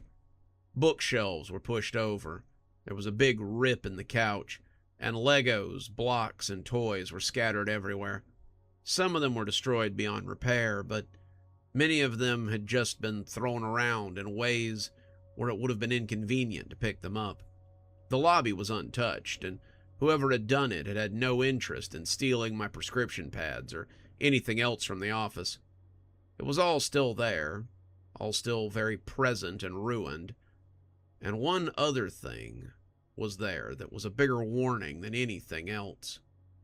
On the table that sat between my patients and me, there was a large black feather sitting right in the middle. The feather was huge, something that might come off a condor or some kind of prehistoric bird, and it sat like an omen on the surface of the table. That would have been enough to send most people running in fear. But I'm not most people. This told me I was getting close, and I couldn't wait to meet with my mysterious contact the next day. The man I met with was not what I had expected. We met in a diner far out of town, a place he was sure that he would not be recognized. He was in his late 40s, his mustache thicker than the hair on his head. He looked old in that way that people who have worked hard their entire lives often do. Leathery skin, permanent dark circles under his eyes, arms that weren't muscular, but not weak. The arms of someone who pushes a broom and runs a floor waxer. He looked like 1,000 other people I knew, and I would have probably never noticed him if he hadn't raised a hand in greeting when he saw me. He had 2 bottles on the table, both of which were a brand of beer that I was familiar with. One was empty, and the other was half full, probably building up his courage to do something that likely made him uncomfortable. "You the doc?" "I am. I'm hoping I can talk to you about the Klein Institute." He picked up the bottle to have another sip and then seemed to think better of it. He put it down, picked it up again, and then put it down for good. It hit the table a little harder than it needed to, but he didn't seem to notice. He had already made up his mind about something, and I hoped it was deciding to talk to me. "I saw a lot of stuff there, but the first thing I need to know is why I should tell you any of it. I don't know you. I've only talked to you a few times on the internet, and I'm not the kind of guy who trusts easily. Are you a cop? Are you a representative of the school? I didn't get that feeling from you, but I've been wrong before." I wanted to laugh, but the man seemed so earnest about it. Clearly he had seen some things and been through some things that I couldn't understand. And he was nervous about talking to people. I wanted to put him at ease, but I just wasn't sure that I could. "I'm just a doctor who's worried about his patients. The kids I treat are suffering from something. It's something that I see a lot in adults, and once it takes hold, it hurts them on a deeper level. I don't want that for any of my kids. I want to fix what's wrong with them, and I know that if they keep going to the Institute, then it's not going to get any better. I just want some answers. I just want to know how to help them. And I'm hoping that what you can tell me will do just that." The man stared at the bottle again, ran his tongue over his lips, and when he reached for it, it was in that desperate way that I often see recovering alcoholics reach for things. A soda, gum, some sort of comfortable item that will keep them from picking up a drink for another day. He drained the bottle in one long pull, and when the waitress came to get my drink order, he ordered another one. She looked at it, started to protest, but shook her head and went off to get it. Just by the look on his face, she could tell that it wasn't going to do any good to argue with him. "I worked with the Klein Institute for 3 years. It was the first 3 years they were in operation, and I worked for them before they opened as well, back when they were just called the Institute. I helped them install flooring, helped them put doors on classrooms, and when all that was done, they asked me if I wanted a job as a janitor. I'd been working as a day laborer, one of about 20 guys they had picked up from this service or that service, and I jumped at the opportunity to have some regular work. I was between jobs. My previous employer had gone belly up, and that's why I was doing day labor in the first place. I was excited to get started. I know what they say about guys who do day labor, but it wasn't me. I don't have a criminal record. I'm not a drunk. I don't do drugs. I'm reliable, damn it. People take a look at my resume, and they don't see that. They assume I'm hiding, and it makes them very hesitant to hire me. The guy who hired me, I guess he's the dean now, saw something that he liked, and I was glad he took a chance on me. "Sir," I started, but he waved his hand at me to stop me. "If you're going to hear the whole sad story, then you might as well call me Dan." "Okay, Dan, I don't need the whole backstory. I just need to know what's going on with these kids. I need something I can take to the authorities so they'll do something about it. I need some proof that something bad is going on there." Dan shook his head, and when the lady brought his beer, he took a long drink before he set it down. "They're not going to believe you. They don't believe anybody. No matter who goes to them, they need something, and they never do anything.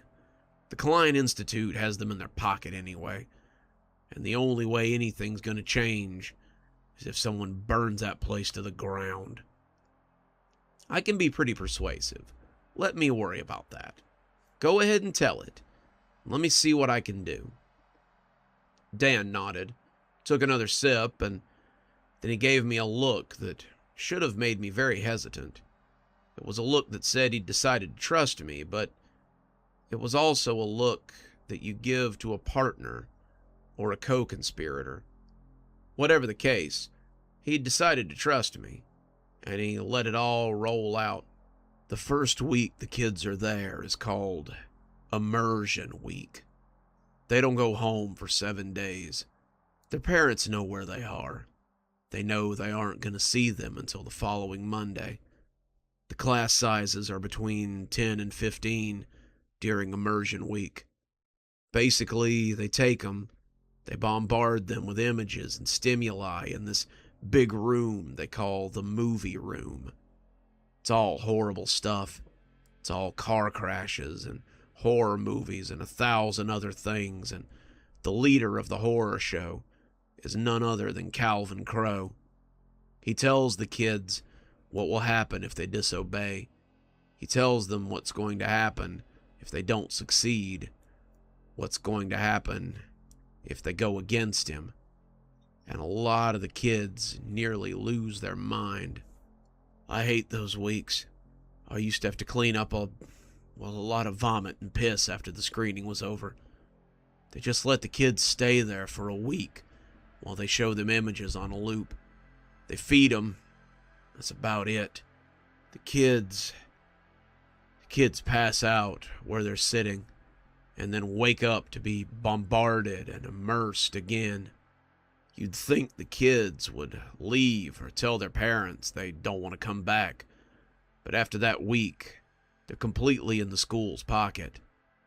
I don't know how it works. I don't claim to know any of it, but the kids come out, they shower them, they feed them real good, and they send them back to their parents. Whatever they tell their parents, nobody ever tells the police or says anything. They make the parents sign about a pound of paperwork before they can even bring their kids there. And some of it lets the parents know that they'll pursue legal action if anything that goes on there is talked about. After that week, the kids are perfect little angels. They go to class, they do their work, they go to lunch, they do some more work, and then they go home, where they do 2 to 3 hours of homework a night. The teachers tell them how much homework to do, and that's how much they do. Have you ever heard of anything like that? The kids are so programmed that they go home and do more work. I know when I was a kid, if my teacher told me to do homework, I did the bare minimum, and then I went on to do whatever else I was doing. That's not how these kids operate. If the teacher says they do homework until bedtime, then they do homework till bedtime. That's just the way it is. But why? I ask, getting frustrated. Why would they continue to do what the Institute wants, even when they're not there? Mental conditioning only goes so far with children. I don't understand. Dan drained his third bottle and looked around suspiciously before going on. A lot of it has to do with the Crow. I've heard that Calvin Crowe is shown up at people's houses in the middle of the night to menace them. Sometimes he follows people around. Sometimes he stalks them through the halls of the school. It's all he's there for, and he does it very well. By the time they go on to other things, he's got those poor kids so wound up that they can't help but be successful. They're so terrified of that crow that to do anything else would be unthinkable. I pondered that for a moment, drinking my tea and trying to figure out something to go tell the police. It appeared that Dan wasn't done yet, though. He lives at the school, too. Has himself a nest in the boiler room. It's a terrible place. I used to hate having to go in any time I had to work on the boilers. Sometimes they bring kids down there. Bring them down there and leave them so that he can torment them and make them afraid. They come out shaking and crying, but they go right back to work, and you never hear a peep out of them after that. That got my attention. Are you telling me he's got a whole lair at the school? Yeah, at least he did 8 months ago when I was still working there. Is there any way that we can get in there? If I could take some pictures, I could take them to someone and get some justice for these poor kids. Dan looked like he was going to refuse, but he had enough liquid courage in him to make the idea sound plausible. You know, I still got some spare keys from when I worked there. I got a key to the back door, and I know for a fact they don't lock the boiler room like they're supposed to. I bet we can sneak in there and get what we're looking for. Hell, if he's still down there, you might get all the evidence you need. Well, what are we waiting for? Let's go see what there is to be seen, then. Dan stared at a bit of spilled beer on the table for a minute, and when he looked up, his face was resolute. Yeah, let's do it. Be sure you follow me close, 'cause we can't park too close to the school. Let's get in there and stop all this, so that they never hurt another one of those kids again. We stopped on an overlook about half a mile from the Institute. There was a small range of mountains not too far from the school, and people had been coming there to take pictures for a while. In the early morning and then the evening, around sunset, it was quite a nice place to visit. I'd come up here more than a few times when I was a kid, brought a few girls up here, come up here just to sit and think sometimes. But in the thick of the night, with all the harsh fluorescent lights of the school to provide a kind of backdrop, it was a very surgical and sterile place. It was like standing over a wound that had been scoured clean of tissue or infection. It made me shiver a little as the mountains sat blankly behind it. The Klein Institute was fairly large. It was made up of 7 buildings connected by small walkways between them. There was a building for English, one for science, one for math, one for the arts, a gymnasium, one for geography and history, and then the last was the administrative building that sat in the middle like a heart. There was a field out back, a running track, several smaller sports fields for soccer or lacrosse, and hanging off the English building was a large library that made it look almost humorous. The whole place was lit with softly glowing lights that seemed to cut the darkness away from it like an island. Dan and I were standing up there, just looking down at it, and the ride over seemed to have sobered him quite a bit. We'll go in through the administration building. It won't be hard. They don't have night security, he said, as he tossed me a hooded sweatshirt. It smelled like corn chips, and the dust flaked off of it as I shook it out, but I suppose the hood would hide my face. We don't want the cameras to see us. because I'm sure there will be some kind of fallout from this afterward. Where's the boiler room? I asked, as I looked down at the school for something like pipes. It's in the sub-basement, under the administration building. All of these disjointed buildings look really clean and professional on the surface, but they're all connected by the same system, which is underground. The whole place is a technological marvel, and it's a shame that they're using it for something like this, Dan said as he put on his own sweatshirt. Mine was blank, but his sweatshirt had the school logo across the front in strange white font. Maybe it had been a freebie for working for the school. Maybe there had been a time when Dan actually believed in what they were doing. Either way, it was a little strange to see him wearing it. Come on, he said, as he made sure the hood would cover his whole face. Let's go. I expected we would take the road, but when we went down the embankment and into the tree line, I realized this was going to be a little rougher than I had expected. The loose stones tumbled under our feet, and if it hadn't been for the boots that I had taken out of his back seat, I would have probably gone down with them. My loafers would have been a poor choice for this expedition, and it seemed that he had hiking attire for 2 or 3 people in the trunk of his car. Maybe he'd been planning something like this for a long time.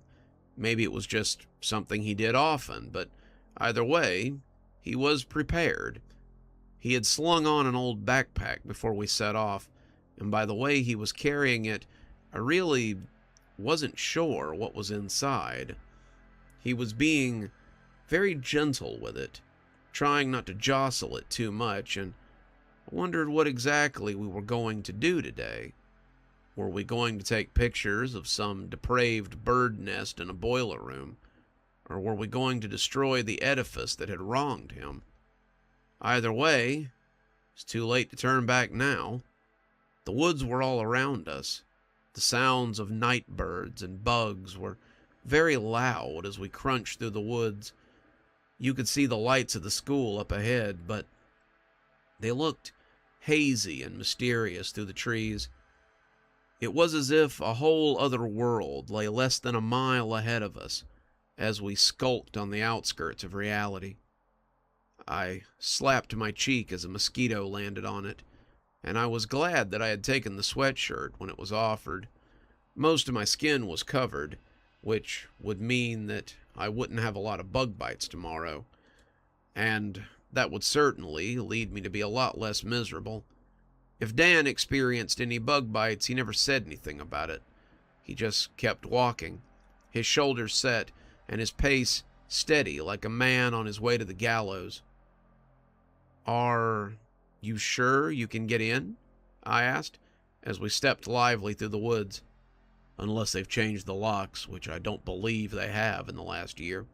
It's expensive to swap out a whole school's worth of locks just because you fire one janitor. I don't imagine they realize I had keys made, so they'll never expect me to come back. Tell me about what you saw in the boiler room. Tell me about what happened that got you fired.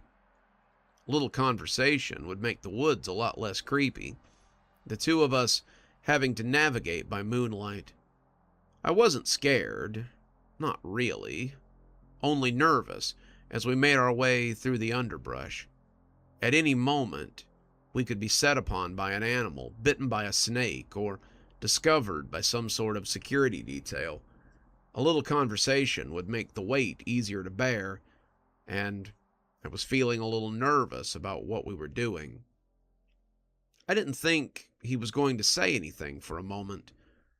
Then I heard a sloshing sound and realized he had taken a drink out of something in his pocket. When he turned around and offered it to me, I could smell the whiskey in the flask, and I took an experimental sip before coughing and nearly dropping it. He snatched it back from me like I might spill it all, and as he put the lid back on, he began to tell me what he had seen. I wasn't supposed to be down there. I mean, I was, but you had to schedule boiler room maintenance a couple of days in advance. I never understood why, but After what I saw, I figured it was so they could tidy the place up a bit. It was the middle of the day, and the lunch ladies couldn't get the hot water for the noon meal. They said something had to be going on with the hot water heater, and they asked if I'd go take a look so they could serve food. The principal was out doing something, and the assistant principal told me to go ahead in that distracted way that told me he hadn't even been listening. I didn't see anything wrong with it. The kids needed to eat, so I took my tools and went into the sub-basement so that I could check on the boiler. I came down the stairs with my flashlight out, and the second that I hit the bottom, I knew that something was going on down there. You could hear kids screaming, hear them moaning, hear them calling for their parents, and above it all, you could hear the voice of Calvin Crow as he cawed and screeched at them. He was telling them how they were failures, and how no one would ever love them, and how they needed to straighten up if they were ever going to be productive members of society. I knew enough not to bother him. I knew enough not to get in his way. But as I made my way towards the boiler, I couldn't help but pass his little nest down there. It's a real nest. He's made it out of twigs and hay, and I guess he sleeps in it or something. There are also bones on the corners of it. Rabbit, squirrel, whatever else he eats down there. It's usually covered by a curtain when I go down there, and I was told never to get nosy when I'm there for work. Today there was no curtain. It was just the nest, and something I hadn't noticed before. There were cages everywhere. Little dog cages, like you might put a Rottweiler in. There were kids in those cages. Dirty, crying children who were screaming and shaking and having the worst time imaginable. Calvin Crow had one of them out of the cage, and he was shaking him and screeching in his face. The kid couldn't have been older than about 10, and his eyes made him look like a frightened deer. The kid looked like he'd been at this for hours, like this bastard had just been screaming at him and breaking him down for days. And as I watched the kid flop around like a rag doll, I acted before I could think about it. I told the crow to let the kid down, that he was going to kill him, and he turned his head to look at me like he couldn't believe that anyone was daring to speak now. He tossed the kid aside, right into the nest, and he squawked at me and started flapping his wings. He came running at me like a rooster who's trying to put away a predator. But I wasn't backing down. I punched him in the face, right in the beak, and that's when I realized the most horrible thing of all. It's not a costume. Well, part of it might be, but the head is real. I don't know if he's had surgery or if he's just some kind of deformed creature, but I saw feathers fly and he began to bleed from the corner of his beak. One of the wings flapped a little, and you could tell that it was just part of a costume. Underneath, he's got these big deformed arms that are mostly skin. They kind of look like big paddles. He fell back against the nest, still squawking and screaming, and that's when I'd had as much of it as I could take. I ran. The coward in me got the better of me, and I left my tools down there and just ran out of the school. I kept running till I got to my car, but as I tried to crank the engine, I looked back at the school and saw him standing there. He was glaring at me through the double doors, the blood still oozing from the corner of his beak. And as the engine kicked on, I tore out of the parking lot and drove home. I saw him shaking as we walked, something that was hard to tell from his sweatshirt, and it seemed like the story had really rattled him. They called me later that afternoon, and officially fired me. They said I'd assaulted a school official and that I wasn't welcome on the grounds anymore. He was down there hurting kids, and they still took up for him. He was down there putting kids in cages and shaking them and probably giving them brain damage, and they still fired me rather than change anything. They didn't even send me my last check. I've been trying to fight against them ever since. I know what they're doing there. And I know what they're doing in the halls. I know what the Crow is doing to the children, and I can't stand it anymore. We broke the tree line, and suddenly we were on the well-maintained lawn of Klein Institute. The lights were on, and you could see the security cameras on the edges of the school building, but other than that, there was no one for miles. It was so peaceful here that you almost imagined that you were the only person in the world. The crickets encircled us with their chirping, but I noticed that the bird song stayed in the woods. They didn't want any part of the school any more than I did, and Dan hunched a little as he approached the administrative building. "Stay low. We can't hide from the cameras, but if they see your face, then it's all over. You'll get a visit from the police in pretty short order, if you don't get a visit from the Crow himself."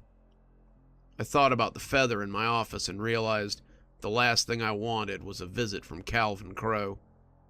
Dan slid the key easily into the lock, and as the door opened, we passed from the well-manicured lawn into the sterile interior of the school. We went quickly through the halls, more than one of the cameras blinking at us from above the corridors, and he seemed to be looking at the room numbers as he made his way towards the boiler room. The walls were covered in the usual displays of artwork and progress that most schools had. There was a bulletin board where you could see student artwork. There was another one where essays were displayed. There were pictures of kids who had achieved this or that, and there were even class projects hung up proudly where visitors could take a look. None of it seemed to be the trappings of a place that hurt children, but I suppose most places don't put that kind of thing on display. We cut down a few hallways, and finally we made it to the boiler room. It was a set of big rusty double doors, and they seemed to stand out in this sterile place. The walls behind them almost seemed to be weeping, as if whatever was in the sub-basement was wet and unhealthy. Dan slid another key into the lock, and after a little bit of pushing, the door came open. The rumor is that the sub-basement was here first. Something else had been here before the school, and they just kind of built on top of it. I don't know if I believe that, but the sub-basement looks a lot different than the rest of the school. Last chance to back out. Won't hold it against you if you do. It's about to get very real very quickly. I shook my head at him and told him I'd come too far to back down now. He nodded and invited me into the bowels of Klein Institute. The boiler room looked like something out of a horror movie. Dan might not have believed the rumors that the sub-basement was older than the school, but I believed them. The walls were corroded. The water seemed to be running down the sides of them almost constantly. As it mixed with the rust, it almost looked like blood, and as we descended, I became aware of the light spilling at the bottom of the stairs. It was dark down there. My eyes took a moment to adjust, but the light near the bottom of the stairs was harsh and red. The stairs themselves were industrial, ridged metal steps that descended into the earth, and each step felt like the whole thing might pull loose from the wall and simply fall into all that darkness. It was 30 steps before we reached the floor, and the floor of the sub-basement was a hastily poured concrete slab that was pitted with cracks and smelled like wet dirt. Some of the dirt was even poking up through those cracks, and it was pretty clear that only the thinnest layer of concrete had been put down. I started to ask Dan a question, but he put a finger to his lips as he pointed at the light and shook his head. Even from here, I could hear the sound of soft weeping as it came from an area where the old boiler was. I say old, but most of them appeared to be very modern. They had LED displays, and most of them looked as if they were less than 2 or 3 years out of the box. The moisture and the corrosion down here had discolored them, making them look ancient before their time. No one came down here very often. No one with maintenance, at least. This was probably why the crow liked it so much. It was wet and scary and smelled bad, and it would frighten children. Of that, I had no doubt. From somewhere in the darkness, you could hear music playing. It was old and weary. Something played on a gramophone, and the closer we got, the more hellish it sounded. It bounced off the walls and came back to you changed, and I imagined that if I had to listen to it for hours, I'd probably be half crazy myself. We crept up on the lighted area, and I could see that someone had put blankets up on strings around it. The blankets were drawn. They might have actually been curtains, and from behind those curtains you could see a large crow shape as it moved around fitfully. It was like watching a shadow puppet play. He would pick up things and look at them before moving on to something else. Whatever he was holding up seemed to frighten the children that he had in there because they would scream or gasp suddenly before quieting when he moved away. Dan turned off his flashlight and pointed to mine as well. I flipped it off as little as I wanted to, and the only light in the basement was the illumination from behind the curtain. We crept through the forest of boilers, making our way towards the nest as the crow worked at whatever he was doing. He chattered to himself constantly. Regular crow behavior, I suppose. He would make clicking sounds, chittering as he worked, but then he would say something in a regular human voice. It seemed to cut through the bird noises like an axe through a melon. Calvin Crow knows where bad children go. Calvin Crow sees you when you're naughty. Calvin Crow knows what you've been doing at bedtime. Calvin Crow, Calvin Crow, Calvin... I made an angry hissing noise as I tripped over a pipe and went sprawling on the hard, wet concrete. Dan tried to catch me, but I banged my shoulder on a jet of pipe and hissed again as I tried not to cry out. I'd been lucky. A couple of inches to the left and I'd have hit my face, but as he helped me up and I rubbed at my shoulder, I could see the shadow of the crow turn toward the noise. It was looking at the place where I had fallen, trying to see what the noise had been, and as it got closer and closer to the curtain, its curiosity seemed to expand. Calvin Crow hears you, it said in a sing-song voice. Calvin Crow knows that someone is being naughty. Calvin Crow will find you. Calvin Crow will teach you not to be unpleasant. We stayed as still as we could, trying not to make any noise, and it was hard to make out when something poked through the space between the curtains, and two beady eyes looked at us through the darkness. Dan was right. He did look like a giant bird man. His face was covered in feathers, though not quite as much as you would think. Maybe he had been molting recently, but I could see pink skin peeking out from beneath some of those feathers. His eyes looked dull, no less human than mine. He was using his bulbous wings to rustle the curtains, and when he suddenly stared out into the gloom for several minutes, I felt like I might be able to breathe normally again. Then he made a noise, and the lights in the curtained-off area suddenly went out. The children started to scream and yell for help, but Dan pushed me down and told me to be as still as possible. He hissed it into my ear, not daring to make any more noise than that, and as we hunkered there, I could hear something moving around in the basement. It was clicking its beak angrily, its feet coming down noisy on the concrete. And as it stalked through the dark basement, I just knew it was going to come upon us. I didn't think it could see any better than we could in the dark, but it had lived down here for a long time. It would know the hiding places better than we would. It would know the nooks and crannies where someone might avoid it. And above all else, it would be able to hear our breathing as we tried to keep it under control.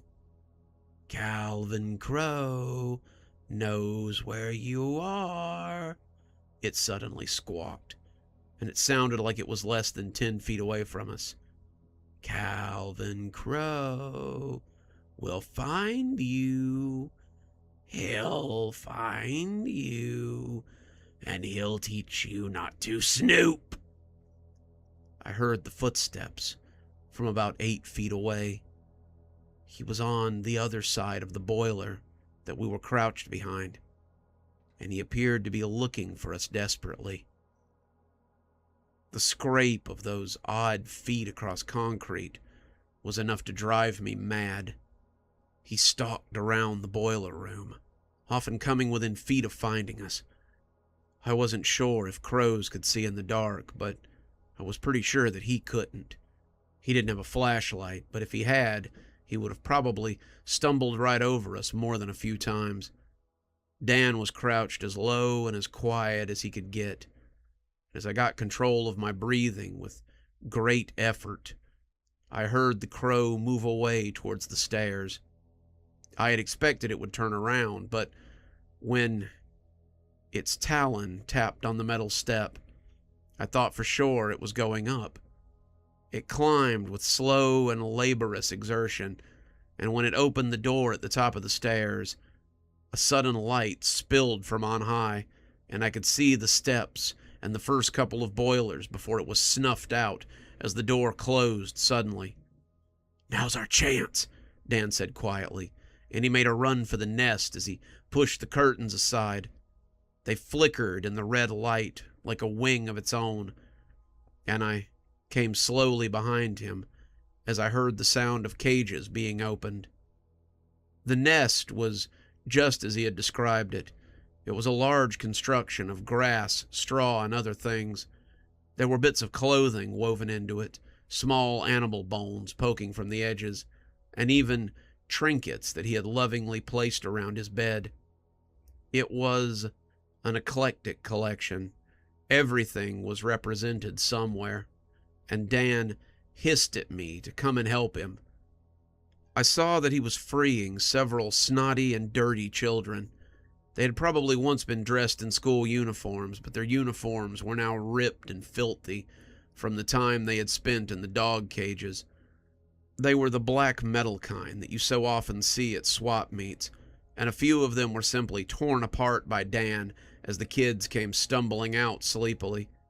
They looked tired and terrified and utterly exhausted, but when he told them to make a run for the stairs, they nodded and headed off into the darkness. "Will they be able to find their way?" I asked as the last of them disappeared. "I hope so," Dan said, as he put down his backpack and began rooting around inside, "because this is the last time this nest is ever going to be used." He started pulling out metal tubes with wires coming out of them, red cans with happy flames on the cover, and a substance that looked like Play-Doh, which he began rolling into long snakes. I realized they were bombs pretty quickly. Dan had been carrying pipe bombs through the woods, and I understood why he had been so ginger with them. The cans were full of sterno, and as he lit it, I saw him toss it into the bird's nest, which went up almost immediately. The grass and straw were very dry, and I had to back away from the heat as it began to burn. "Have to keep these things back," he said, as he began setting up the pipe bombs. "We need them to blow after we get up the stairs. They'll take out the boilers, and boy, it's going to be an explosion. It'll probably take out the whole school. Looks like the school's out forever." He was smiling as he went about his work, and he looked as crazy as the Mad Hatter. "Dan," I said as I tried to reason with him, "we can't just blow up the school. We're here to take pictures, to blackmail them, aren't we? We're here to get answers. We're here to do something. But domestic terrorism probably isn't it." "Go on then, get your answers," Dan said, as he began punching in numbers on the little faceplate of the pipe bomb. He had wired them all together with some kind of timer, and he seemed to be going about the final stages of getting them ready. "I'd suggest you hurry, though. I'm going to set these things for 5 minutes, and then we're going to leave. When they go up, they're going to—" He stopped talking and started screaming when the crow sank his clawed talons into his back and pushed him on top of the bombs. He'd snuck up on us during the fire, and he was screeching and yelling as he tried to put it out. He was holding Dan on the ground, the man struggling but unable to get away, and when he looked at me, his eyes were full of hate. "Calvin Crow sees you. Calvin Crow sees a naughty boy. Calvin Crow will teach you." "Wait," I said, as I took a step back, and for a wonder, the crow actually did. "Why are you doing this? Why are you hurting these children?" The crow man turned his head as if he hadn't understood the question. "Because Calvin Crow must make the children perfect. Mother will only love them if they're perfect. Mother only loves perfect children. They have to be perfect or she won't love them." He kept babbling like that, putting his full weight down on Dan as the man somehow continued to work with the little bomb timers. "Run!" he gasped out as he pulled a flare out of his pocket and lit it. He pushed it into the crow's foot, and Calvin Crow hopped away angrily. Coughing loudly, Dan tried to get away from the hot phosphorus. Dan held it out to the crow, warning him away as the timer counted down. He had changed it, and I only had about 2 minutes to get out of the basement. I went running as fast as I could, pushing myself for all I was worth. I was up the stairs in about a minute. I was in the hall about 30 seconds later, and when my foot touched the grass, I felt the ground shake as something deep in the earth went off. I'd only taken about 3 steps before I was pushed forward on a dragon's breath. I hit the ground about 50 feet from the door, and I covered my head as a wave of debris fell around me. Bricks, mortar, and everything in between pattered down as I tried to protect myself from the worst of it.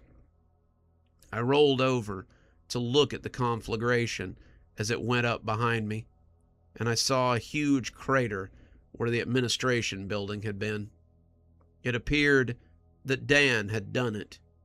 It appeared that the school and the crow and the nest had finally gone up for good. There were a lot of questions in the aftermath. There were a lot of questions for me, since I seemed to be the only one capable of answering them. Dan was dead. He'd been at Ground Zero, and the biggest piece of him they found was a finger off his left hand. They only know this because it had a ring on it that Dan had worn since he was in high school. Otherwise, no one would have known he'd been there at all. Of the Crow Man, there was nothing but meat and feathers. He had been destroyed too, blown to smithereens, and his nest in the boiler room had gone up as well. Somehow, all the kids had made it out. They had been knocked around by the blast, not to mention whatever the crow had been doing to them, but they were alive. All of them were reunited with their families who claimed to have no idea what was going on at the school and didn't realize the kids were missing at all. The police assumed it was a kidnapping, and none of the parents were officially charged. I was glad the kids were safe, but was definitely a little upset that the parents made it out without anything lasting happening to them. The police found me on the lawn and assumed I had been the one to cause the explosion. They put me in cuffs and stuffed me in the back of a squad car, and as we drove to the station, the one behind the wheel turned out to be one of my patients. He was a man I'd been seeing for the last 5 years, a man with a lot of childhood trauma of his own, and as we drove, I could see him looking at me in the rearview mirror. I must have looked pretty bad, my hair messy and burnt, my clothes covered in mud and dust. And as we drove, he attempted to make small talk. "Doc? What the hell are you doing here? I've known you long enough to know you're not the kind of person that goes around blowing up schools. So what gives?" I didn't answer him for a little while, and he seemed to be comfortable enough to give me some silence as we drove toward town. Finally, as the lights came into view and we re-entered civilization, I looked up into his eyes and told him the truth. I was just trying to get some answers. That was all I said, but it seemed like enough for him. They took me in, they booked me, they got my fingerprints, they took my mugshot, and then they put me in an interrogation room so they could figure out what the hell this had all been about. I would let them find out that 2 other buildings at the school had been damaged, and the administration building, as well as the sub-basement, had been completely obliterated. I didn't know how many of the little bombs Dan had had in his backpack, but it had been enough to make quite a lot of damage. The boiler probably helped out with that. Boilers and hot water heaters and such usually go up pretty big once they explode. I would have never thought it would do that kind of damage, though. I'd been lucky to escape with some burns and some sprains, but it's hard to feel lucky while you're sitting in a police interrogation room. I sat there for a couple hours before 2 more officers came in. These 2 looked more like detectives. They were both youngish, wearing button-down shirts and slacks, and one of them had suspenders, which made him look like a cop from one of the old shows my grandma liked to watch. They offered me coffee and a bag with a breakfast sandwich in it, but I declined. I wasn't hungry. All I really wanted to do was sleep. It had been a long night, and I was starting to feel pretty tired. "Doc, we just want to know what's going on. We know you aren't the one to go out and do a little domestic terrorism in the middle of the night. You've been treating a lot of kids at the station. You've been treating a lot of kids in the town, and we know that you like helping people." The one with the suspenders said, taking the role of good cop. "Just tell us what happened. You aren't in any trouble right now, but if you continue not to comply, we might decide that you had something to do with this. Help us out, please?"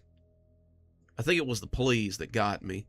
You don't hear people say please very often, and it was pretty obvious that they weren't having a lot of luck figuring out why the school had suddenly exploded. So, I told them everything. I told them about the kids who were suddenly afraid of birds.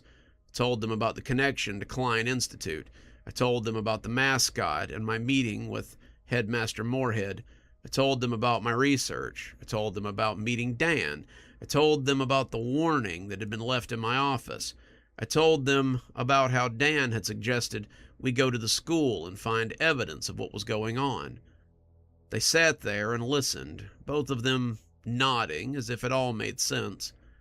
And when we got to the part about the school, they both looked at each other like I'd helped them put together a puzzle. Dan said we were just going to get some evidence about what had happened. We were just supposed to take pictures of the nest and maybe see if we could find something incriminating. Then I was going to come talk to you guys and see if I could get those kids some help. I had no idea he intended to blow anything up. He was a lot more unstable than I had thought, and I'm kicking myself for not recognizing it. I'm usually better at diagnosing these things. "Don't worry," the other cop said as he slid the coffee toward me. "We understand completely now. Dan Laramie has been on the radar for a long time. He's been making threats towards the Institute for quite some time. He's got a vendetta against them for firing him. But hearing about what's been going on in the basement makes us believe his other stories a little more. Did he explain what they were doing to the children? I told them he had, and that started a whole other discussion. I ended up drinking the coffee. My throat was dry, and it was the only thing keeping me from falling asleep. As we talked, I told them about what Dan had said that he had seen and what he suspected. They traded a lot of strange looks, a couple of nods, and the cop with the suspenders slid the bag toward me, but I refused the sandwich. After what I had seen tonight, I wasn't sure I'd be able to keep anything down. It appears that any evidence of the crow or its methods went up in the explosion. If you have any other evidence that we could see, we'd love to take a look at it. Even if it's just conjecture, it might help clear your name. We have to investigate this. Most of us believe that you had no part in the explosion. You went with Dan into the basement, you discovered the crow doing something unspeakable to the kids, and then Dan decided to blow the place up and didn't bring you in on that part of the plan. As it happens, the kids you freed are corroborating the story. It took some doing. They're all pretty terrified that Calvin Crow was going to come and get them, but they told us that they had been bad and the crow was holding them in the basement until they could be good again. We don't think anything funny happened to them, but there's definitely some abuse and a lot of psychological torture going on. At the end of the day, you save 5 kids from going up in the same explosion, and that is highly admirable behavior. They had a few more questions, but I was released about 3 hours after I arrived and told that they'd be in touch if they had any more questions. I was never implicated in the explosion. The way the police report sounded, I just happened to be in the area and came by to help the children when I saw them running. I don't know if anyone actually believed that or not, and I don't really care. What I wanted to know was who the Crow Man was and why he had been so interested in the school and its children. I decided to ask the officer who had taken me in that night when he came in for an appointment, and after a little back and forth, he invited me out for drinks later that night. I don't want to tell you while you're at work, and I certainly don't want to do it while I'm at work.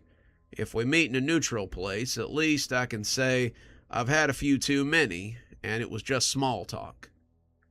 I agreed, and after I closed up my office for the night, I met him at a local bar.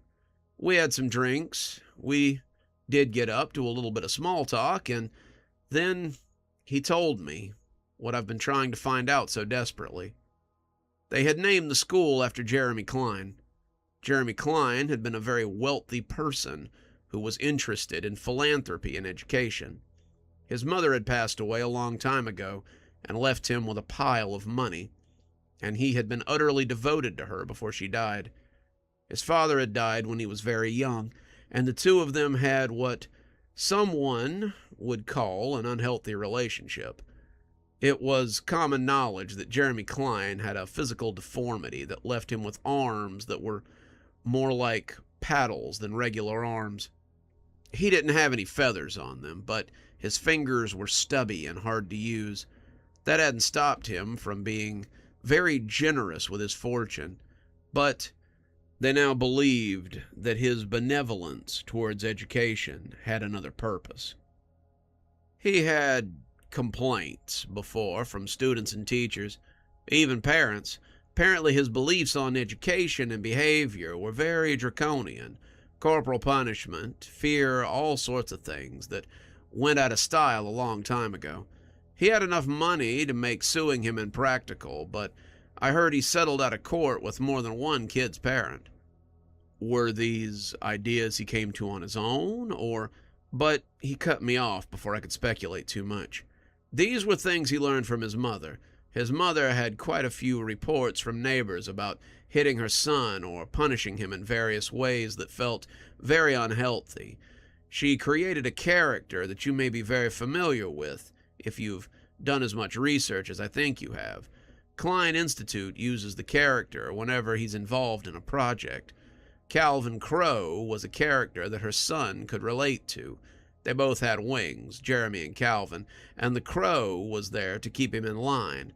It was a character that he used after her death as well. Towards the end of his benevolent giving, he would actually dress up as the crow and teach kids lessons himself. More than one child has a fear of crows because of that man. I suspect that's probably what he was doing in the basement. It's not odd for him to live at the school where he gives money to. The schools like taking his money. They like being funded by such a well-connected man, but they don't like the bad blood that comes along with it when people start talking. We suspect that's why the Klein Institute was so tight with their practices. They knew what was going on, but they wanted to keep their funding and keep getting paid. He took a long sip of his beer before he went on, trying to order the facts as he knew them. Why would any school let him do these things? It doesn't seem like anything that would fall under good practice. Well, Jeremy Klein actually had a doctorate in childhood development. He'd gone to college for psychology and neurology. He was a celebrated doctor, but a lot of his emphasis on study was about fear. He knew what people were afraid of. He knew how to instill that fear, and he used it to control people. I suspect that most of these children would have been people he could use for favors later in life. Jeremy was only 50. He could have had many more years ahead of him, and he was likely trying to build a network to maintain himself when his money gave out. Nobody knows what his real purpose was.